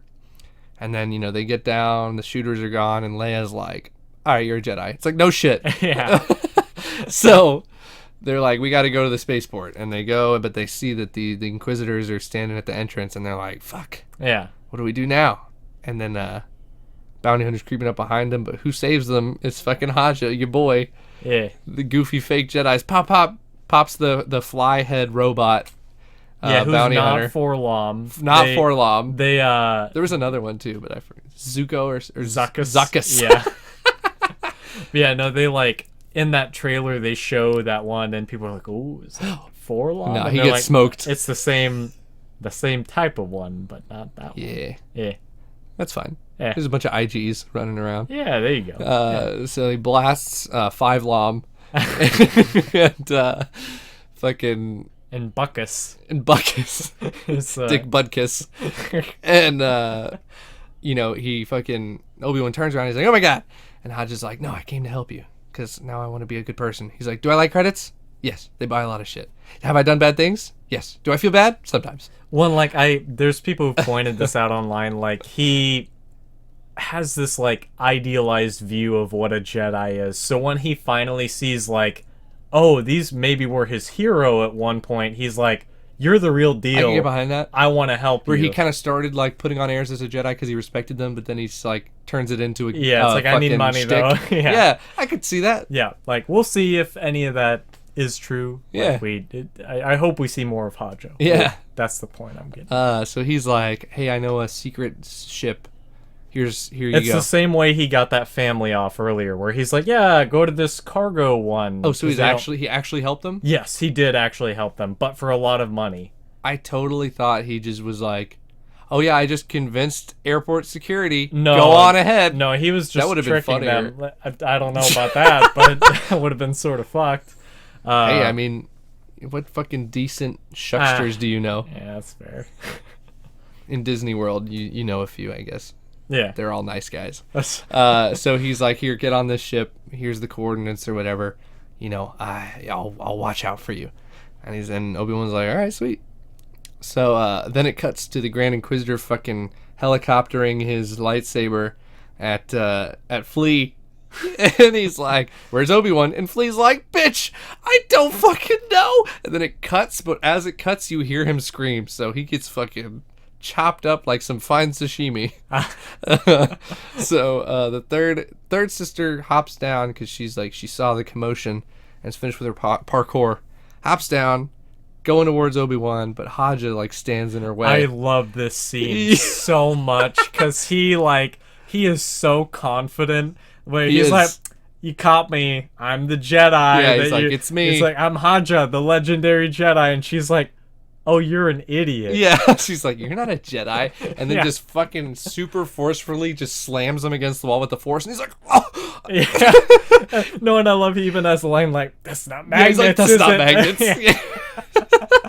Yeah. So she's like, but you know where you talk to him. You know where he is. And then she does the Kylo Ren mind read on him. Yeah. And he's like, "Gah." She pulls it out of his brain, which I kind of wish the Sith just didn't give a fuck and it scrambled your brain and made you retarded. Like, I wish it just fucked you up. I don't know. We've established that, with Borgullet, it's like, even if you get your mind sort of melted a little bit, you'll be fine. I'm the pilot. Give you about 10 minutes. Hey, what was your job? I was a waiter. I remember everything now. Fucking. So she pulls the info out of Haja, and he's like, "Oh shit! Now what? Am I gonna die?" And she's like, "Peace out," and just leaves him. And it's like, what the? It's weird. It's jarring because we gonna see him later. We just saw this woman in the last episode like cut off someone's hand.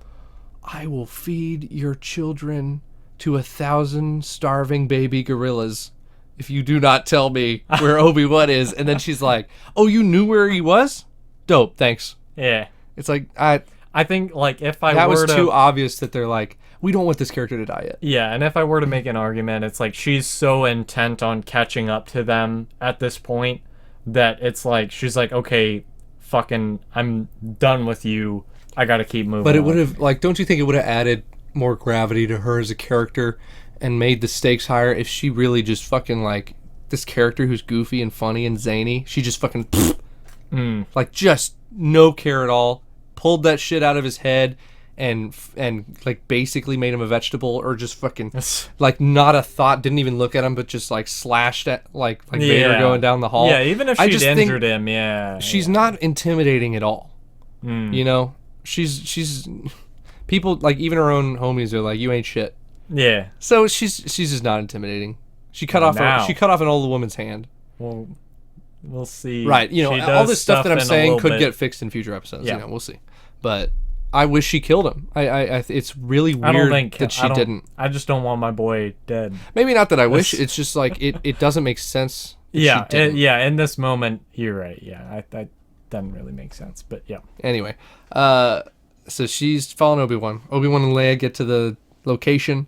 There's a ship there, like Haja said, and they're like, oh, sweet. And Leia's talking about, like, you should have, we could use help and this and that. I forget what she says. It's something about, I don't know, something strong-headed. Oh, blah, yeah, blah, blah. she says something, yeah. And Obi-Wan's like, you remind me of an old friend. And it's like... Well, like, in this moment, I love that, like, at first you're, like, instinctively like, oh, Anakin. And then you're like, oh, no. Yeah. Like, and he says something. Well, I thought it was Anakin, and then he's like, she was very strong-headed, and I was like, is that Ahsoka? And then he's like, and she's like, was she a Jedi? And he goes, no, she was a leader. And I was like, dude, my heart, I know. poor little heart in that moment, like, fucking you and McGregor. It is just another member, but, like, oh, I love it. It's really good. When it's like, this is such a, like, I'm gonna be real. There's a subtle way to talk about your mother. They did Padme dirty in Revenge of the Sith. She doesn't do much in the theatrical cut except be like, I'm pregnant again. Yeah. Whereas, like, originally, there's deleted scenes where, like, she is dealing with, like, the other senators, like, talking about starting the rebellion, and that was gonna be her arc in that movie. You know, and they even sort of like, there's a throwaway line. Does that like Mon Mothma and Bail Organa and Padme all kind of have a meeting, I feel like. That's a deleted scene. Is it? Yeah. Oh, yeah, shit. And there's that scene, and then, like, immediately after or shortly after that scene, there's that part where she's talking with Anakin and he's like, that sounds like a separatist. And that's like, Yeah. that was going to be the follow through. So it's weird that that line is in there. But going off of that, what I'm trying to get at here is like, I really like that they're like, she was a leader. She was important. Yeah. Like, she was And such a it's nice strong to- person. Like, that. If you knew this like adopted kid's mother, Yeah. and that like, But know, he doesn't say. Like, Right, I know. It's so, good. like, tragic that he isn't like, yeah, that was your, like, actual mom. It's kind of Or, like, reminiscent of like when Alec Guinness is talking to Luke about his father. Yes. It's like he was a good friend. all Yeah, this stuff. yeah, and It's a like- powerful warrior. Yeah. Yeah. Oh my So God. it's that shit's great. Oh, it's so You know, good. so that was awesome. And yeah, he really does fucking show his acting chops in that scene. He's just excellent His throughout, fucking like, very subtle facial features and tics, like what he does to his face. It's like, man, he communicates a lot without any words. Like he Yeah. really does. And he's expert. Anyway, after that, the third sister shows up, and Obi-Wan's like, "Oh fuck, Leia, go to the ship." So she Yeah. runs to the ship. yeah. He hides, gets his lightsaber ready. He's like, it's about to go down. Third sister starts monologuing while she's looking for him, and she's like, "Ooh, Lord Vader will be pleased when I deliver you to him." And I fucking wish that was it. I wish that that's where Obi-Wan was like, Oh "Oh fuck. Because fuck." we know that Obi-Wan knows that Anakin is Vader. Right, he saw the 'cause, footage saw when he's the- like, "Rise, Lord Yes, Vader." Yeah, yeah. And so I wish that was it. But then third sister is like, "Yes, your old student, Anakin Skywalker." Yeah, that was a little on. And it's like, but, is alive. And it's like, dude, what? First of all, maybe it's Legends at this point, but I feel like Darth Vader went really fucking hard, really out of his way to never ever have anybody know that he was Anakin. Never wants to hear that name. He's like, I killed Anakin. He is dead. Yeah. Don't ever talk about him. I feel like he would kill the third sister for even fucking saying that. Because I know in the Legends Dark Horse comics, he like goes to the Jedi Temple to delete any trace of evidence that he was Anakin. Yeah. And it would, I don't know, man.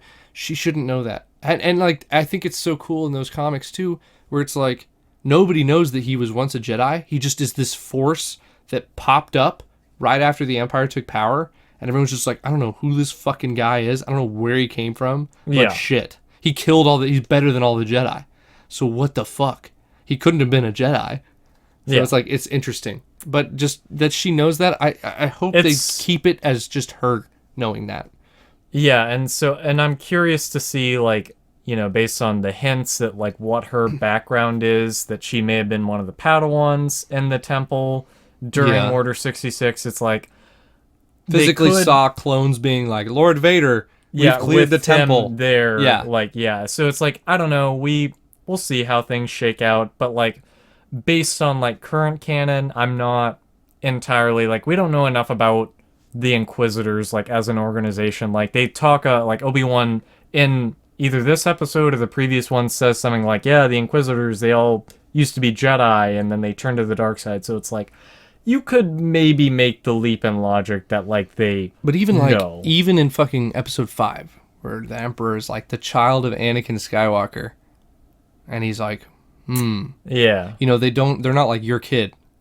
And obviously that's because they're setting up the I am your father, whatever. Yeah. But like, if we're looking at all the canon and all the years we've had to build this lore, if the Emperor even like respects him enough to not even associate him with Anakin, then like just this throwaway Inquisitor that's the weakest one is like, yep, But that's the other thing is, like, all the Inquisitors, by the time episode 4 is, like, occurring, they're all presumably dead. So it's like, I don't know. Yeah, It's, we'll have it's to just, see. Yeah, I don't know enough about it. but to it make, really like, a bothers me because you didn't fucking need to do that. And Yeah. like, even if she knows and you keep that as a thing in the show, you didn't need to do it here. You could have been like Lord Vader. Yeah. And then Ewan McGregor You have could Obi-Wan have fucking zoom in on his realizing that, face, yeah. his beautiful fucking And expressive face. I almost wonder if, like, they did it because they needed to spell out that Obi-Wan knew Anakin was Vader. Like, for people who maybe aren't as, like, rewatch the movies often and, like, remember, oh yeah, he saw the recording. like having it be like, oh, like that's the. Here's the thing, which I'm pretty sure they did in that recap. Oh, In maybe the first episode, yeah. they were like, he saw the recording of Rise of Lord Vader. Yeah, okay, I'm not maybe I'm not going to promise that that's there. I feel like it is, but even if it's not, let's say it's not, put that there. Yeah. So that way know. Yeah, that would have made more sense. I think. I don't know. It really irks me that she knows that. Yeah, and she's so low. Like if the Grand Inquisitor knew that, I'd be like, wow. Yeah. Okay, he's really important, but. Well, it's like I don't want to get into the weeds. We'll move on. Going. We'll move on. Yeah. She tells me the live. Ewan McGregor, fucking his face is just like going through it, and you're like, man, that's good shit. Grand Inquisitor shows up, and he's like, oh, what are you fucking up now, idiot? He's like, you got Obi-Wan? She's like, yeah, he's over there, and he's like, okay, I got this from here, and he starts doing some force maneuvers, and she's like, ha-cha-cha-cha, and stabs him through the stomach, and he's like, ugh, and then he fucking falls and seems very dead. Yeah, well, and the thing is, like, there's a lot of people online who had like a gut reaction to that, like, oh, they're retconning. No, they're not. And it's like, no, Dave Filoni did Rebels. He'll be fine. They are not retconning that. Yeah, bro, you think people in Star Wars can't come back? We got motherfucking Maul. Somehow the Grand Inquisitor came back. Yeah. No, fucking like Fennec Shand, hello. Yeah, he's gonna be fine. He'll be fine. He's gonna come back for sure. I think he's gonna come back in this series. Like, I think we're gonna see him later on. But completely agree. Yeah. And he's gonna be like, this bitch, I want her fucking head. Yeah. Exactly. Yeah. So, he gets stabbed, and if you didn't know Rebels, then you'd be like, oh, she just murked that guy. Yeah. So he falls down, and she, like, in the commotion of that, Obi-Wan makes a break for it, runs to the ship, gets on the ship takes off, because Leia had it, like, started on autopilot or something. Ship takes off, starts going. Third sister runs up on it, fucking is gonna do something, and what she does, she's, like, yelling at it. She's like, I'll get you next time, you on next week's kids. Episode of Kenobi. Right. Yeah. And I'm like, bitch. You didn't have a fucking tracker. You didn't force jump with your goofy parkour onto or at least his ship. Try to like force you didn't do nothing. Pull the ship down. You didn't throw your lightsaber at an engine. There's nothing you could have done. You just shake your fist. Yeah, it's goofy. That's what I'm saying, dude. She has no fucking gravity at all. And all these people that are like, I know this character gets a lot of hate and that they're directing it to the actor. Not at all. Actor, whatever. Dude, the writing is not there. Yeah, that's like, you could have done something in this moment. Yeah. Any fault that you have in these characters, it's really not that much the acting. Like, there's times where I see it and with I'm like, kid actors, it's a little rough. Yeah, right. I'll talk like kids. Yeah, right. Yeah. And she's the third sister is not very compelling in her performance, honestly, but she's not bad. Yeah, and the writing is what's kind of bad with her. Yeah, and that's like, at this point we're far enough along, even just in terms of like Disney live action movies, like they know how to pick like strong actors. Yeah. And that's like, they're not picking people. There's nothing more wrong with her acting style than most of the people they cast as generic evil empire. Yeah. She's the same as those dudes. Yeah. The guys on the helm of the ship being like, turn the surface of the planet to glass. Yeah. Like, it's the same writing. Yeah. So shut up, all you people. Yeah. Exactly. Yeah. So she doesn't do anything, which is weird. And then after that, Obi-Wan is on the ship. Leia's trying to talk to him, but it's like fucking Saving Private Ryan. Tom Hanks got the ear ringing, PTSD. He's fucking shook. Yeah. He's like, oh, Anakin. And then right after that, it cuts to Anakin. And Darth Vader. Hayden fucking Christensen. Hayden Christensen, Anakin. Oh my god. But it ain't. Anakin's dead, dude. It's Darth Vader. Yeah. And he's in the back real to tank. Crispy. Yeah, real crispy. Yeah. Sitting in that back to tank like Rogue One. Smells like hot dog. Yeah, exactly. He's sitting in his hot dog water for like Rogue One. Yeah. And he's got the respirator on and he's breathing. He's doing the Darth Vader breath. Yeah. And it zooms out real slowly and it's all dramatic. And that is part 2. Oh my god. Yeah. Oh. That was good stuff. So after everything, now that we're finally here, like, this show It's been years in the making, like even sort of bouncing off of this. Before we knew there was going to be a Disney Plus show, back when they were doing like the spin-off movies, one of the ones they were going to do was a Kenobi, like a Star Wars story. So sort of now that we're finally here and it's finally something that we're getting to watch, what are your sort of thoughts so far? So far, I'm a little underwhelmed, and I'm like, it's fine, it's good. I want Ewan, Ewan McGregor is fantastic. Yeah, and I knew he would be, and that's really why we're here. And so that part is good. Watch this. Yeah. So far, 2 parts in. All right, I haven't seen the whole series, but it's. So my whole thing on this is like we're not getting because with Bad Batch, one of my big criticisms was it was like a lot of filler. And even the last season of Clone Wars, like if we're being honest, like there was a lot of filler. And that's why I'm glad this is a very limited series. 6 episodes. We're no time for filler. Fucking go. Yes, yeah. And so I like that. I like that we are seeing, a compelling take on the character. Like we're not getting a Boba Fett situation where he's like being sort of goofy and weird and like I don't.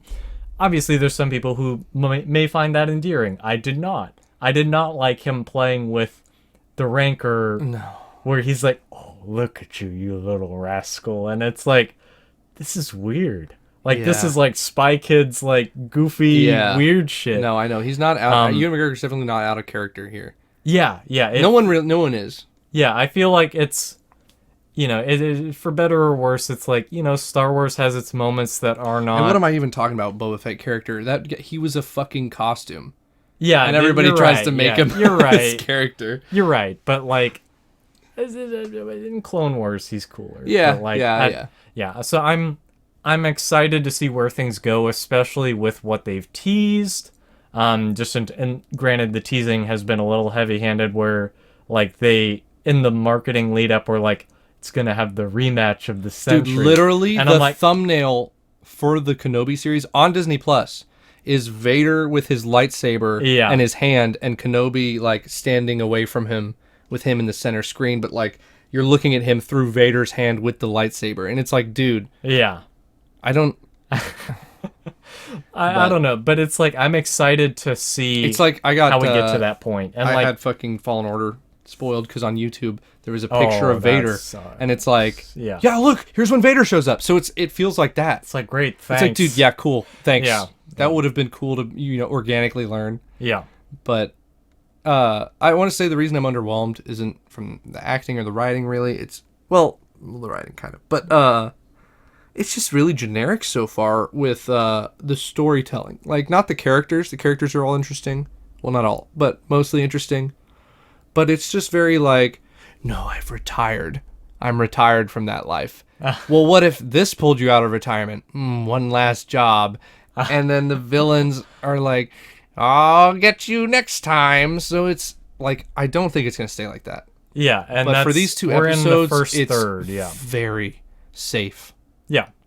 And I don't want this show to be safe. I want really good depth and character development. And I don't know that we're not going to get it. I think it's going to happen. These 2 episodes were the pilot for like getting people like, oh, I want to tune in. And if I judged every show on the fucking pilot, I would never have made it through fucking, well, I don't know. I can't think of anything off the top of my head. But I'd miss Kramer. I'd miss Danny DeVito. You got to power through. Yeah. Fucking, like I'm definitely not going to be like, this show is really disappointing to me. Like, if we get to the end and it's very like formulaic, then I'm going to be like, this was a big disappointment. Yeah. But for right now, I'm just kind of like, meh. Yeah. Okay, I'll keep watching. Yeah, and I think that's a fair sort of take on it. Yeah. But so sort of beyond that, timeline wise, this I think based on when they've because they've announced the sequel to Jedi Fallen Order, and obviously we don't know where that story is going to take Cal Kestis, but it's set, I think they said 3 years after Jedi Fallen Order. And Fallen Order was 5 years after 5. Yes. Or 5 years after 3. Yeah, so like vaguely, somebody did the timeline work online, and it's they were like 2 years before Kenobi. There was someone online who said that they line up timeline-wise, and I'm like, okay, all are we ever gonna see your boy Cal Kestis? Was it Cameron Monaghan and live action Star Wars? There's a chance. Yeah. I feel like there's a solid chance, but when you do that, there's a part of it that's kind of just hokey, like you're gonna set up another Disney show, and they don't actually need to be there. Yeah. Kind of like, here's Bo-Katan, here's Boba Fett, here's this and that, here's everybody in The Mandalorian, here's every single fucking Star Wars character, and it's like, okay. Yeah, okay. Calm down. I guess I didn't think about it from that perspective. I wouldn't be upset. I would just be like, oh, look, there's another member berry. Yeah. Yeah, I don't know. But, if I'd take it. Yeah. But I'm not like, oh my God, I hope that happens. I think it'd be really cool. But, and granted, like, we don't know where that. It always kind of does feel like a little bit when they do that, like they introduce characters from other things, they kind of hijack it for a little bit. Yeah, that's true. Yeah. And I don't want any of this. Like, if this was like a you don't want to take the spotlight from Obi-Wan. Right. In if this was a seasons long thing and it was going to be drawn out and there would be filler, go ahead. Yeah. But when it's a limited series like this, I want you to focus. I want you to really tell a pure story. Yeah.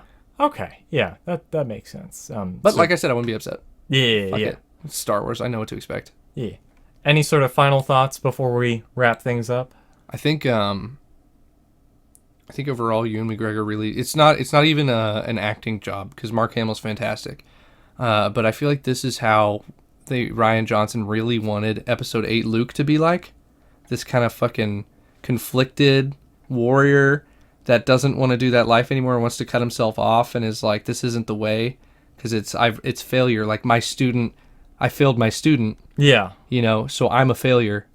But we get it so much more through Obi-Wan because we've had all those other movies in the Clone Wars to really build up his relationship with Anakin. Yeah. In Episode 8, it was really rushed and a little bit ham-fisted to be like, here's this flashback of when I was training Kylo, but then I had a bad dream and I wanted to kill him, and then I was like, that's not the right choice, and it's just like, so these people I feel like were so upset with Luke acting like that because they didn't have the setup, but it's perfectly normal to see Obi-Wan. Ewan McGregor act like this. Okay. But you know what I'm saying? Where it's like the anger that fans had with Luke acting like this and being like, it's out of character. One, it's like this is completely out of character for prequel Obi-Wan to act like this. Yeah. But it fits beautifully and thematically with what he's been through and what seeing we've where seen he him. is in Episode 4. It's the fact that we didn't get to see that evolution with Luke. Yeah. I think that's what angered everybody. And like, you showed me Episode 8 a little more because I was one of those people, I watched it the first time and I was like, fuck this. Yeah, fuck this movie. It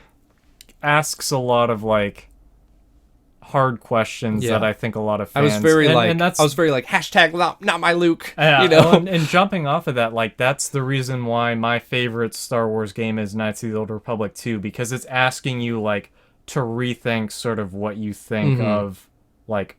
They're like, is what happened in the first Knights of the Old Republic game what was best for the galaxy? Like, we're jumping off topic here because I could talk about Episode 8 for a long time. But point is, like, I do agree that, like, we have this really compelling setup between Clone Wars, even between the prequel trilogy, where it's like we've seen that build up to that sort of moment when he fails. Right. And so it's more compelling, it's more powerful when you know that backstory. Yeah, and that's what the whole movies are built up, so it's more heartbreaking when you see them actually like being friends and close, and you know what's coming. Yeah, you're like, oh fuck, man. And like that was the big draw of Episode 3. Everybody was like, want to see fucking Anakin and Obi-Wan fight. That was on the cover of the poster. It was them fucking fighting. Yeah, it's a whole thing. So to skip all that in Luke's growth, I think is what made everybody upset. Not that he is that he turned into that character. Yeah, but that he was just like there. And then tried to explain it through backstory that wasn't fleshed out. Yeah. So I think it's just interesting that the same people that are going to love this Obi-Wan are the ones that fucking hate that Luke. Yeah, exactly, yeah. Which is it's not the characters, it's not the actors. They need to fucking realize that it's like, and I know people hate Rian Johnson for 8. So I think he, like, if he had been, and this may be a controversial statement, so calm down on your keyboards. It's not a bad idea because we're doing this right now. Yeah, and that's what I'm saying. Like, if he had written the entirety of the trilogy, sequel trilogy, that would have been one thought. I completely agree. People were like, don't ever give him more. It's like, No, dude, it was He's it was a- honestly way more J.J. Abrams One, than him. Oh yeah, for sure. Like- And it's like, and we've seen through, you know, Rian Johnson's other movies, like we have stuff like Knives Out, where it's like he is a very talented writer. And I think, you know, obviously, like right now the plan is that at some point he's gonna do another. Didn't he do like Breaking Bad episodes? I think so. Yeah. Yeah. But the plan is at some point in the future he'll do his own trilogy in Star Wars. But they're like, I think even recently, like Kathleen Kennedy was like, yeah, he's busy with Knives Out 2 right now, which is like, fucking more power to him. Like, do that. Like, that's the thing that like people love like pretty much unanimously. So it's like that's that. If your blind hatred has kept you from rewatching 8 and trying to understand that Luke, maybe, you know, give it a little thought. Give it a little thought that this is the same direction, and if you like this Kenobi series, try it from that angle. Be like, you know, heroes can go through shit. Yeah. They can evolve as characters and stuff. It's just like try to think of it as like he had more if they had more development. Yeah. Yeah, But exactly. that's it. Yeah. So yeah, sort of all that out of the way. That's going to do it for today's episode of the Boyos Discuss. If you enjoyed the podcast and you're listening on YouTube, we'd really appreciate it if you'd like the video and subscribe to the channel. We'll be back next week to talk about episode 3 of Kenobi. Anyways, guys, until next time. See you around.